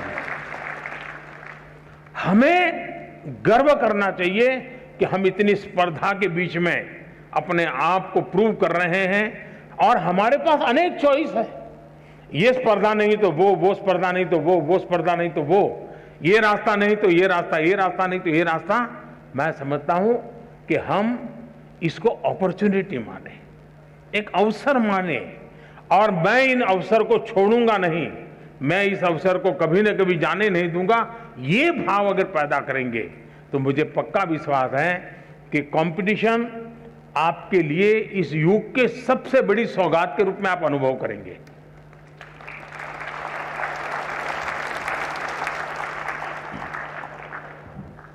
माननीय प्रधानमंत्री जी, आपने हमें ज्ञान को आत्मसात करने की प्रेरणा दी, जिससे जीवन में सफलता मिलती है। आपका धन्यवाद। श्रद्धेय प्रधानमंत्री जी, नवसारी गुजरात से एक अभिभावक सुश्री सीमा चिंतन देसाई आपके सम्मुख एक प्रश्न रखना चाहती हैं। महोदया, कृपया अपनी बात रखें। Rational Honorable Prime Minister Modi ji, Namaste. I'm Seema Chintan Desai from Nausar, a parent. Sir, आप इतने सारे youngsters के आइकन हो, reason, आप सिर्फ बोलते हैं और जो बोलते हो वो करके दिखाते हो। Salutes. सर, एक प्रश्न है। भारतीय ग्रामीण अंचल की बालिकाओं हेतु अनेक योजनाएं चल रही हैं। इसकी प्रगति के लिए हमारा समाज क्या योगदान दे सकता है? कृपया मार्गदर्शन दें। धन्यवाद। धन्यवाद महोदया। मान्यवर सीमा चिंतन देसाई जी ग्रामीण क्षेत्र की बालिकाओं की शिक्षा को लेकर चिंतित हैं और श्रीमान से जानना चाहती है कि इस दिशा में आपके मंतव्य क्या हैं। माननीय प्रधानमंत्री जी। वैसे मैं समझता हूं कि स्थितियां काफी बदली हैं। पहले के समय में जब शिक्षा की बात आती थी तो माँ बाप को लगता था कि बेटे को पढ़ाना चाहिए। अपने लिमिटेड संसाधन से भी उनको लगता था कि इतने ही स्थिति है, चलो बच्चा पढ़ेगा तो कुछ कमाएगा। और कभी कभी कुछ माँ बाप ये भी कह देते थे, अरे बेटी को पढ़ा के क्या करना है भाई, उसको नौकरी थोड़ी करवानी है, अब वो तो अपना ससुराल जाएगी, वो अपना जिंदगी का गुजारा कर लेगी। ये मानसिकता का कोई एक कालखंड था। हो सकता है आज भी कुछ गांवों में कहीं पर इस प्रकार की मानसिकता बची हुई होगी, लेकिन बाय एंड लार्ज आज स्थितियां बदली है और समाज बेटियों के सामर्थ्य को जानने में अगर पीछे रह गया तो वो समाज कभी आगे नहीं बढ़ सकता।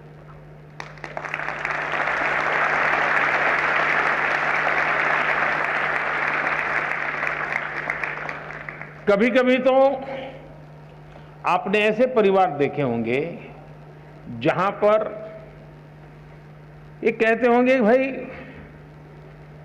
बेटा तो होना ही चाहिए ताकि बुढ़ापे में काम आएगा, बेटी तो क्या है वो तो ससुराल चली जाएगी, वो क्या काम की।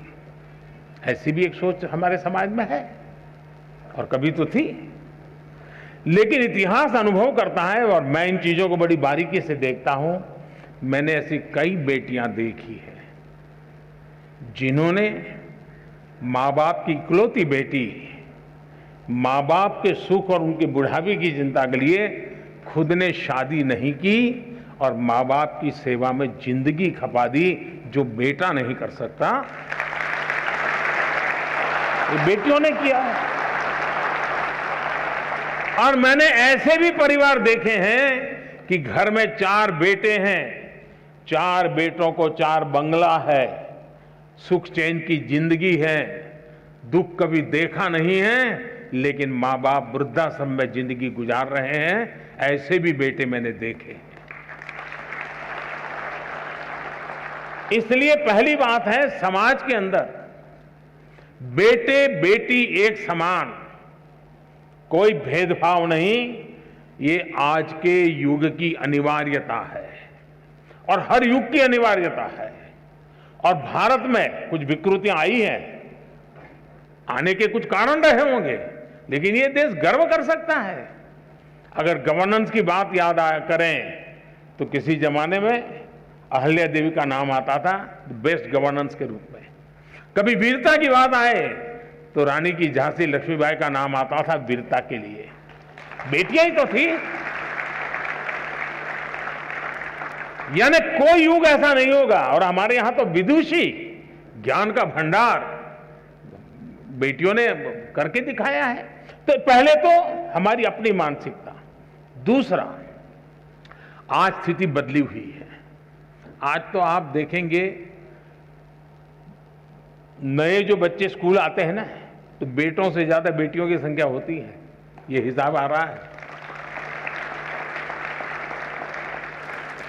आज जो बेटियों के एस्पिरेशंस हैं, आकांक्षाएं हैं, वो कुछ कर गुजरने का जो जज्बा है, शायद कोई भी हिंदुस्तानी गर्व करे ऐसा है, और उसको हमने अवसर देना चाहिए, और अवसर हमने इंस्टीट्यूशनलाइज करना चाहिए।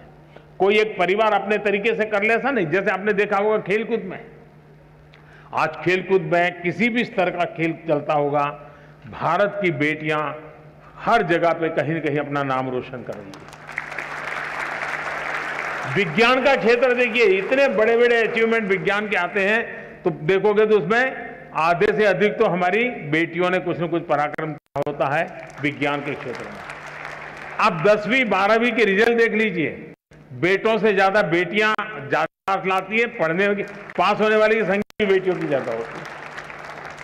तो आज हर परिवार के लिए बेटी एक बहुत बड़ी एसेट बन गई है, बहुत बड़ा परिवार की शक्ति बन गई है, और ये बदलाव अच्छा है। ये बदलाव जितना ज्यादा होगा उतना लाभ होगा। अब आप देखिए,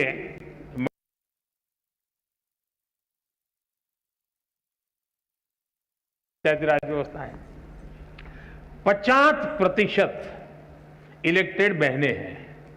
कानूनन व्यवस्था है कि 50%, लेकिन एक्चुअली चुनाव के बाद स्थिति ये बनती है कि चुनी हुई महिलाओं की संख्या 53%, 54%, 55% है।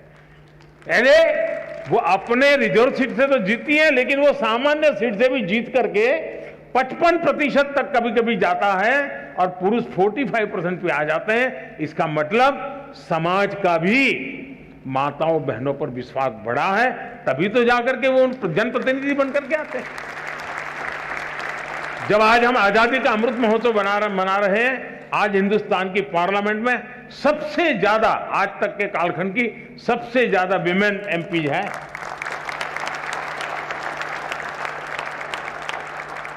और गांव में भी देखा जा रहा है कि जो पढ़ी लिखी बेटियां हैं, उनको लोग ज्यादा चुनना पसंद करते हैं। भले वो 5वीं हैं तो 7वीं वाली बच्ची को, बहन को चुनाव में जीतने के पसंद, 7 के सामने कोई 11वीं वाली है तो उसको पसंद करेंगे।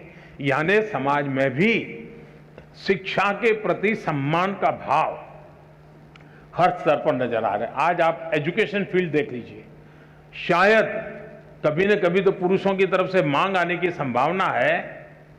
मैं किसी को रास्ता नहीं दिखा रहा हूं, पॉलिटिकल पार्टी वालों को, लेकिन कभी कभी संभावना है कि पुरुष जुलूस निकालेंगे कि टीचर में हमारा इतना % आरक्षण तय करो, क्योंकि ज्यादातर टीचर हमारी माताएं बहनें हैं। उसी प्रकार से नर्सिंग में ज्यादातर जो सेवा भाव, मातृभाव होता है, वो आज नर्सिंग के क्षेत्र में भारत का गौरव बढ़ा रहा है। भारत की नर्सिंग दुनिया में जहां जा रही है, भारत की आन बान शान बढ़ा रही है। इवन पुलिसिंग में, पुलिसिंग के अंदर आज हमारी बेटियां बहुत बड़ी मात्रा में आ रही हैं। अब तो हमने एनसीसी में बेटियां, सैनिक स्कूल में बेटियां, आर्मी में बेटियां, जीवन के हर क्षेत्र में, और ये सारी चीजें इंस्टीट्यूशनलाइज हो रही है। और मुझे समाज से भी यही आग्रह है कि आप बेटे बेटी में कोई अंतर मत कीजिए, दोनों को समान अवसर दीजिए। और मैं कहता हूं, शायद समान इन्वेस्टमेंट से ही, समान अवसर से ही अगर बेटा 19 करेगा तो बेटी 20 करेगी।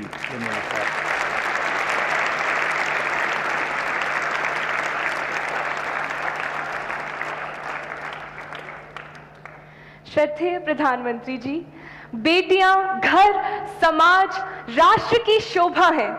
उनकी आकांक्षाओं को आपकी प्रेरणा से नई उड़ान मिली है। आपका धन्यवाद।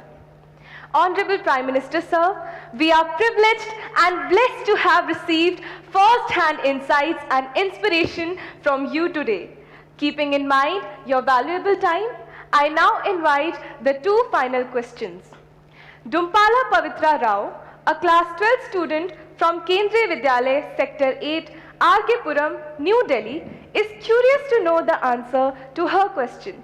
Pavitra Rao, kindly ask your question.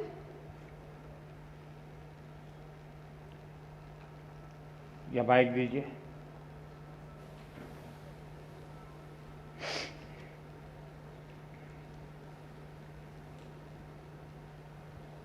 नमस्कार प्रधानमंत्री जी, मैं पवित्रा राव केंद्रीय विद्यालय सेक्टर 8 रामकृष्णपुरम नई दिल्ली में 12वीं कक्षा की हूँ। माननीय प्रधानमंत्री जी, जैसा कि हमारा भारत और तरक्की करने के लिए अग्रसर है, इसको कायम रखने के लिए हमारी नई पीढ़ी को और क्या कदम उठाने होंगे? आपके मार्गदर्शन से भारत स्वच्छ तो हुआ ही है, और आने वाली पीढ़ी इसके पर्यावरण संरक्षण में और क्या योगदान दे? कृपया मार्गदर्शन करें। धन्यवाद सर। थैंक यू पवित्रा। मान्यवर, नई दिल्ली से 11वीं कक्षा के छात्र चैतन्य लेले अपने मन में उठने वाले इसी प्रकार के एक अन्य प्रश्न का समाधान चाहते हैं। चैतन्य, कृपया अपना प्रश्न पूछिए। प्रणाम माननीय प्रधानमंत्री जी, मेरा नाम चैतन्य है। मैं कक्षा 11वीं का डीएवी विद्यालय का छात्र हूँ। मेरा आपसे प्रश्न यह है कि हम अपने पर्यावरण को स्वच्छ और बेहतर कैसे बना सकते हैं? धन्यवाद।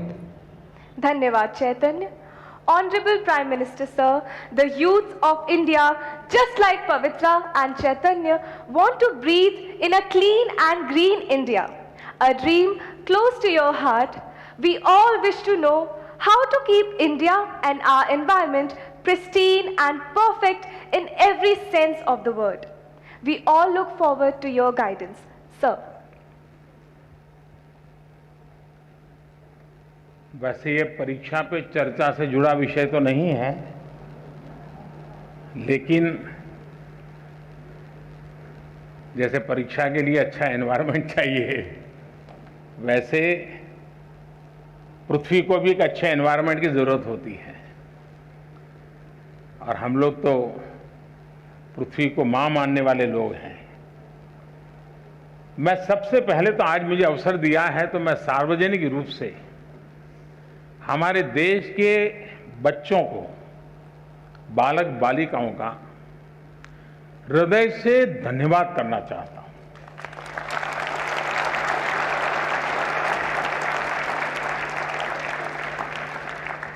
और मैं अनुभव करता हूं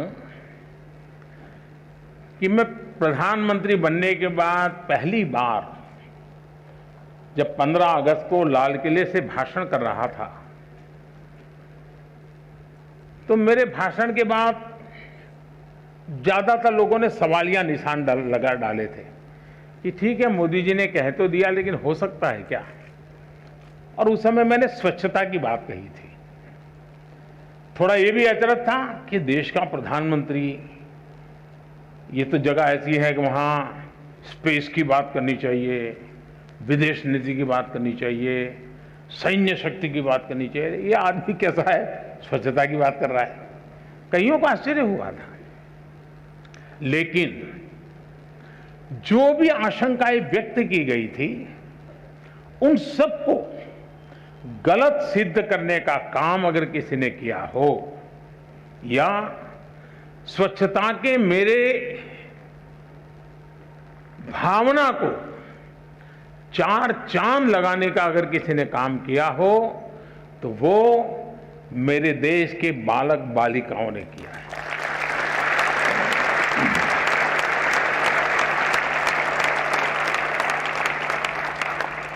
स्वच्छता की इस यात्रा में आज हम जहां भी पहुंचे हैं, अगर उसकी मैं सबसे ज्यादा क्रेडिट अगर किसी को देता हूं, तो मेरे देश के बालक बालिकाओं को देता हूं। मैंने ऐसे सैकड़ों प्रसंग सुने हैं जहां 5-5, 6-6 साल के बच्चों ने अपने दादा दादी नाना नानी को टोका है दिन में 10 बार कि इधर मत डालो, मोदी जी ने मना किया है, इधर मत फेंको, मोदी जी को अच्छा नहीं लगेगा। ये बहुत बड़ी ताकत है। और आप शायद उसी पीढ़ी के होने के कारण आपने भी उसी भावना के साथ सवाल पूछा है। मैं आपके सवाल का स्वागत करता हूं। ये बात सही है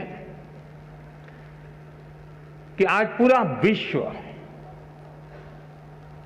ग्लोबल वार्मिंग के कारण, एनवायरनमेंट के कारण बहुत परेशान है। और उसका मूल कारण है कि हमने अपने संसाधनों का मिसयूज किया है। हमारे पास परमात्मा ने जो व्यवस्थाएं दी हैं उसको हमने बर्बाद कर दिया है। अब हमारा दायित्व है, अगर आज मैं पानी पी रहा हूं या मेरा भाग्य में पानी है, आज अगर मैं कहीं नदी देख पा रहा हूं, आज अगर मैं किसी पेड़ की छाया में खड़ा हूं, तो उसमें मेरा कोई कंट्रीब्यूशन नहीं है, ये मेरे पूर्वजों ने मेरे लिए छोड़ा हुआ है।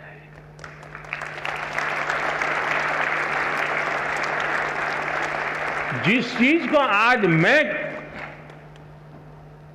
उपभोग कर रहा हूं वो मेरे पूर्वजों ने मेरे लिए दिया है। क्या मेरे बाद की पीढ़ी को मुझे भी कुछ देना चाहिए कि नहीं देना चाहिए? देना चाहिए कि नहीं देना चाहिए? अगर मैं बचाऊंगा नहीं तो दूंगा क्या? और इसलिए जैसे हमारे पूर्वजों ने हमें दिया, उनका ऋण स्वीकार करने के लिए और हमारी आगे की पीढ़ी को देने के लिए जिम्मेवारी स्वीकार करते हुए हमने अपना दायित्व निभाना चाहिए। ये हमारा कर्तव्य है। अब ये कोई सरकारी कार्यक्रम से सफल नहीं होता है। जैसे मान लीजिए मैं कहता हूं कि भाई सिंगल यूज प्लास्टिक, इससे बचना चाहिए, लेकिन हमारे ही परिवार में भाषण भी हम करते हो सिंगल यूज प्लास्टिक से बचना चाहिए, लेकिन शादी का कार्ड अगर हम किसी ना का आता है, घर में देखते हैं तो उस पर एक प्लास्टिक का बहुत सुंदर रैपर करके आता है, हम निकाल करके फेंक देते हैं। अब ये हम जो सोचते हैं उसके विपरीत है। तो सहज स्वभाव कैसे बने? कम से कम मेरे परिवार में मैं सिंगल यूज प्लास्टिक बिल्कुल हमारे घर में उपयोग नहीं करने दूंगा। तो हम एनवायरनमेंट के लिए कुछ न कुछ मदद कर रहे हैं। और अगर देश के सभी बच्चे इस काम को करने लग जाएं तो फिर आज जो हमारे, आपने देखा होगा, मैं गुजरात में पशु आरोग्य मेले लगा रहा था जब मैं मुख्यमंत्री था, और पशु आरोग्य मेले लगाता तो आपको हैरानी होगी, मैं गुजरात के अंदर पशुओं की दांत की ट्रीटमेंट, डेंचर ट्रीटमेंट करवाता था, पशुओं को मोतीबिंदु होता है, मोतीबिंदु का काम करता था, और कुछ पशुओं के ऑपरेशन करने पड़ते थे। तो मैं एक बार एक गाय देखा, उसके पेट में से कम 40 केजी प्लास्टिक निकला था। अब ये मानवता के विरुद्ध का काम है। अगर ये हमारे अंदर संवेदना पैदा होती है कि मुझे तो अच्छा लगता है, चलो भाई हल्की फुल्की थैली है लेकर के जाना अच्छा लगता है और फिर फेंक देता हूं, हमें अब यूज एंड थ्रो उस कल्चर से बचना पड़ेगा और हमें रीयूज, रिसाइकल, और ये भारत में कोई नया पर नहीं है, ये हमारे यहाँ तो सालों से परिवार में आदत रही हुई है। हम जितना ज्यादा संसाधनों का उपयोग करेंगे हम पर्यावरण को बर्बाद करेंगे। हम जितने संसाधनों का ऑप्टिमम यूटिलाइजेशन करेंगे हम पर्यावरण की रक्षा। अब आज देखिए हमारे इलेक्ट्रॉनिक गैजेट्स, ये भी पर्यावरण के लिए एक संकट बनते जा रहे हैं। आपने देखा होगा भारत सरकार ने अभी स्क्रैप पॉलिसी निकाली हुई ताकि जो पुरानी गाड़ियां हैं जो प्रदूषण पैदा करती है उनको खत्म करो, उसमें से भी कुछ कमाई करो और नई गाड़ी लाओ। उस दिशा में एक बहुत बड़ी मात्रा में काम चलने वाला है। उसी प्रकार से हम जानते हैं पानी का क्या महत्व है, पौधे का क्या महत्व है, प्रकृति का क्या महत्व है, हम उसके प्रति सेंसिटिव है क्या, और ये सहज स्वभाव बनाना चाहिए। अगर ये स्वभाव बनना है, आपने देखा होगा COP26 में मैंने एक विषय रखा था, यूके में कॉन्फ्रेंस हुई थी दुनिया की, और मैंने कहा था उसमें कि लाइफस्टाइल इज ए प्रॉब्लम। हमारी जो लाइफस्टाइल है, और इसलिए कहा कि एक मिशन लाइफ की आवश्यकता है, और मैंने मिशन लाइफ के लिए वहां शब्द तय किया था कि lifestyle for environment, life LIFE, मैं समझता हूं कि हम भी अपने जीवन में, बहुत छोटी आयु है, 4 मंजिला मकान है और हम भी लिफ्ट में जाते हैं, अरे हम कोशिश करें, हम चढ़ जाएंगे, क्या है, तो हमारा हेल्थ भी कभी फायदा होगा, हम एनवायरनमेंट को मदद करेंगे। छोटी छोटी चीजें हम अपने जीवन में लाएंगे। और इसलिए मैंने कहा था कि हमें दुनिया में P3 मूवमेंट चलाने की जरूरत है, pro planet people, pro planet people. ये P3 मूवमेंट, उससे से ज्यादा लोग जुड़े और कॉन्शियस रहकर के इसको प्रयास करेंगे तो मैं समझता हूं कि हम चीजों को लाभ करेंगे। दूसरा, हम आज जब देश आजादी का अमृत महोत्सव मना रहा है, आजादी के 75 साल, आज की जो पीढ़ी है वो अपने जीवन की सबसे सफल पलों से गुजरती होगी, तब देश शताब्दी मनाता होगा। मतलब ये 25 साल आपकी जिंदगी का है, आपके लिए है। आपका योगदान इस 25 साल में क्या हो ताकि हमारा देश उस जगह पे पहुंचे, हम गर्व के साथ देश की शताब्दी आन बान शान के साथ दुनिया के सामने एक चेहरा ऊंचा रख करके मना सके। हमने अपने जीवन को उससे जोड़ना चाहिए और उसका एक सिंपल सा मार्ग है कर्तव्य पर बल देना। अगर मैं मेरे कर्तव्यों का पालन करता हूं, मतलब कि मैं किसी के अधिकार की रक्षा करता हूं, फिर कभी उसको अधिकार के लिए मांग करने के लिए निकलना ही नहीं पड़ेगा।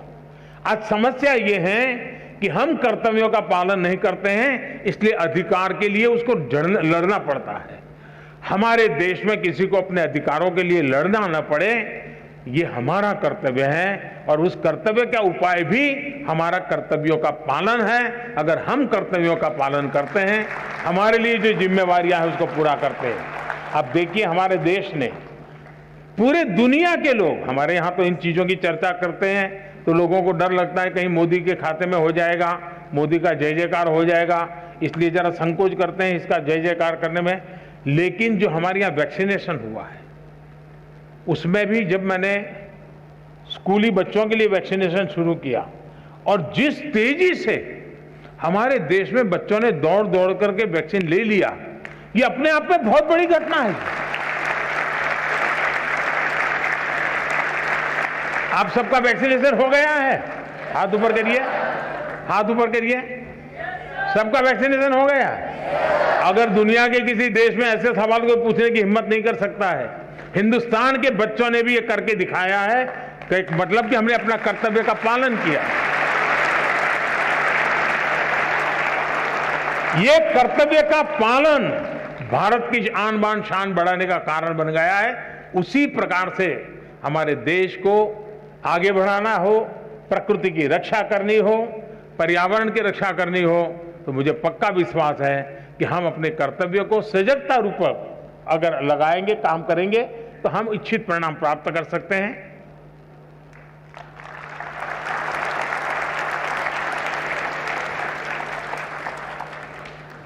प्रधानमंत्री जी द्वारा परीक्षा पे चर्चा 2022 ने हमारे जैसे करोड़ों बच्चों, शिक्षकों, अभिभावकों की बेचैनी को उत्साह, उमंग एवं सफलता की ललक में बदल दिया।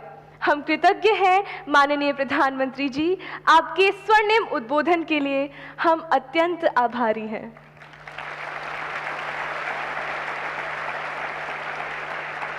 This brings us to the end of this splendid morning of inspiration and encouragement, of moments that will forever stay etched in our reminiscences. We express our heartfelt gratitude and thanks to Honorable Prime Minister Shri Narendra Modi ji for having spared his valuable time to be here with us and for inspiring us with his magnetic persona. Thank you so much, sir. आप सब, आपके announcer आ जाए यहाँ, सारे सबको बुला लीजिए। कुछ इधर आ जाए, कुछ इधर आ जाए। देखिए, आज मैं सबसे पहले तो इनको बधाई देना चाहता हूँ। इन सब ने इतने बढ़िया तरीके से इन सारी चीज़ों को कंडक्ट किया है, कहीं पर भी आत्मविश्वास की कमी नजर नहीं आई।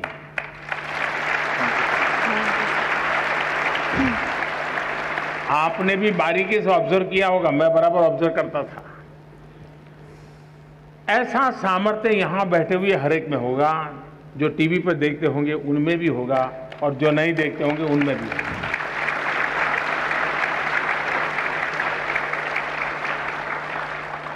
जीवन में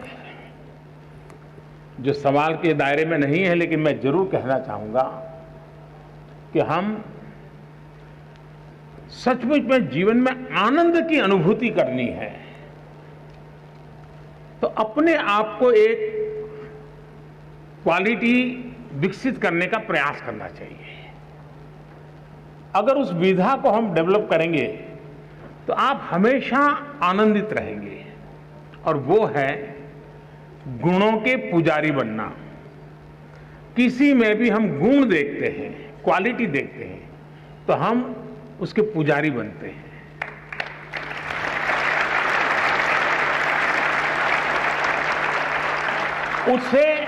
उसको तो ताकत मिलती है, हमें ताकत मिलती है, हमारा स्वभाव बन जाता है कि जहां भी देखें अच्छी चीजों को ऑब्जर्व करें, कैसे अच्छा है वो ऑब्जर्व करें, उसको हम स्वीकार करने का प्रयास करें, खुद को उसमें ढालने का प्रयास करें, इनोवेट करने का प्रयास करें, जोड़ने का प्रयास करें।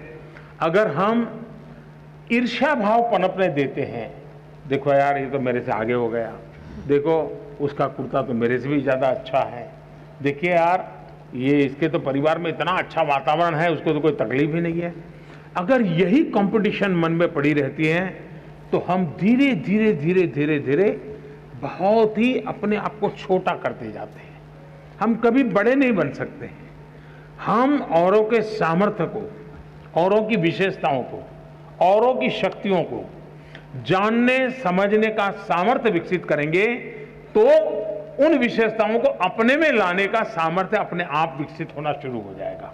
और इसलिए मैं अपनी जिंदगी में सफल होने के लिए आप सबसे आग्रह करूंगा कि जीवन में जहां भी मौका मिले, जो विशेष हैं, जो अच्छा है, जो सामर्थ्यवान है, उसके प्रति आपका झुकाव होना चाहिए। उसको जानने का, समझने का, स्वीकार करने का बहुत ही उम्दा मन होना चाहिए। कभी भी ईर्ष्या का भाव नहीं होगा, कभी भी हमारे मन में प्रतिशोध की भावना पैदा नहीं होगी। हम एक बड़े आनंद और सुख की जिंदगी जी पाएंगे। इसी एक अपेक्षा के साथ मैं फिर एक बार आप सबका बहुत बहुत अभिनंदन करता हूं, सभी विद्यार्थियों का अभिनंदन करता हूं, और मैं शिक्षा विभाग का अभिनंदन करता हूं कि इतना शानदार कार्यक्रम आप सबने योजना की, और आप सब नौजवानों से मुझे मिलने का मौका मिला। कुछ लोगों को लगता होगा कि मोदी परीक्षा की चर्चा क्यों करते हैं, एग्जाम्स में तो ठीक है, टीचर ने बहुत कुछ समझा दिया होगा। आपका लाभ होता है कि नहीं होता है मुझे मालूम नहीं है, मेरा लाभ होता है। मेरा लाभ ये होता है कि जब मैं आपके बीच में आता हूं तो मैं 50 साल छोटा हो जाता हूं, और मैं अपने आप को आपकी उम्र से कुछ सीख करके ग्रो करने की कोशिश करता हूं। यानी मेरी पीढ़ी नहीं बदलती है, मैं आपके साथ जुड़ने के कारण हमेशा आपके मन को समझता हूं, आपकी आशा आकांक्षाओं को समझता हूं, मेरी जिंदगी को उसमें ढालने की कोशिश करता हूं, और इसलिए ये कार्यक्रम मुझे बढ़ाने में काम आ रहा है, मेरे सामर्थ्य को बढ़ाने में काम आ रहा है। और इसलिए मैं आपके बीच आता हूं। मुझे आज अपने को ढालने के लिए, अपने को घड़ने के लिए, खुद को कुछ सीखने के लिए आप सबने समय दिया, इसलिए मैं आपका आभारी हूं। बहुत बहुत धन्यवाद। क्या नाम आपका? कहां से हो? सब बरेली। जिया श्रीवास्तव सर। जिया श्रीवास्तव। देवांग ब्रिजवासी। कहां से हो? नैनीताल, जीएनवी नैनीताल। पद्मा कहां से हो? ले लद्दाख। सृजन वर्मा सर, गया बिहार। चलिए, बहुत आनंद। धन्यवाद सर। धन्यवाद sir. Thank you sir. These moments will remain forever etched in the hearts and minds of the students present here. माननीय प्रधानमंत्री श्री नरेंद्र मोदी जी ने देश और विदेश के बच्चों के साथ एक इनफॉर्मल इंटरैक्टिव सेशन में परीक्षा पर चर्चा की। क्लास के इम्तिहान और जीवन के इम्तिहान की तैयारी कैसे करनी चाहिए और उनका सामना कैसे करना चाहिए, ये हमें समझाया। पर्यावरण और जल संरक्षण पर ध्यान विशेष तौर पर देना चाहिए और अपने कर्तव्यों का पालन सजग होकर करना चाहिए, ये उनका संदेश था। बच्चों के लिए ये पल कभी न भूलने वाले हैं। वो बच्चे जो यहाँ मौजूद हैं और इस कार्यक्रम को देश विदेश में देख रहे हैं, उनको प्रेरणा मिल रही है कि अपने एग्ज़ाम्स की तैयारी कैसे की जाए, बिना स्ट्रेस के प्रसन्नता से पढ़ाई की जाए, ताकि एग्ज़ाम्स भी अच्छे हों, माता पिता भी खुश हों और टीचर्स भी खुश रहें।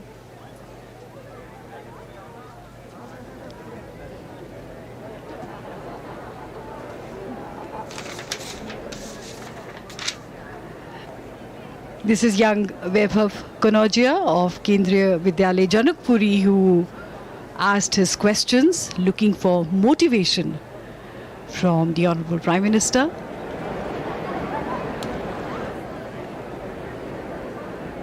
Children always love to come up to the Prime Minister to shake his hand, and the Honorable Prime Minister always indulges children.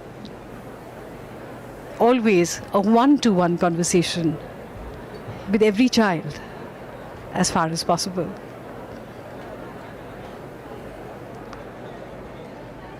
Children of special talent, special abilities, children of India who want to excel with the inspiration of the Honorable Prime Minister for themselves and for the country. प्रधानमंत्री जी ने बच्चों को कहा कि अपने आप को पहचानना चाहिए, सेल्फ असेसमेंट करनी चाहिए और उस पहचान से अपनी दुनिया में पहचान बनानी चाहिए। बच्चों की आंखों में चमक से यूँ लगता है कि प्रधानमंत्री जी का जो मैसेज है, जो संदेश है, उन तक पहुंचा है और एक नई ऊर्जा मानो यहाँ पर लहरा गई हो। बच्चों को एक नई उम्मीद मिली हो और स्वयं प्रधानमंत्री जी के लिए इस तरह के सेशन बहुत ख़ास होते हैं। उन्होंने खुद कहा कि उन्हें ऐसा लगता है कि जैसे उनकी अपनी उम्र 50 साल कम हो गई हो और वो भी युवा बन गए हों।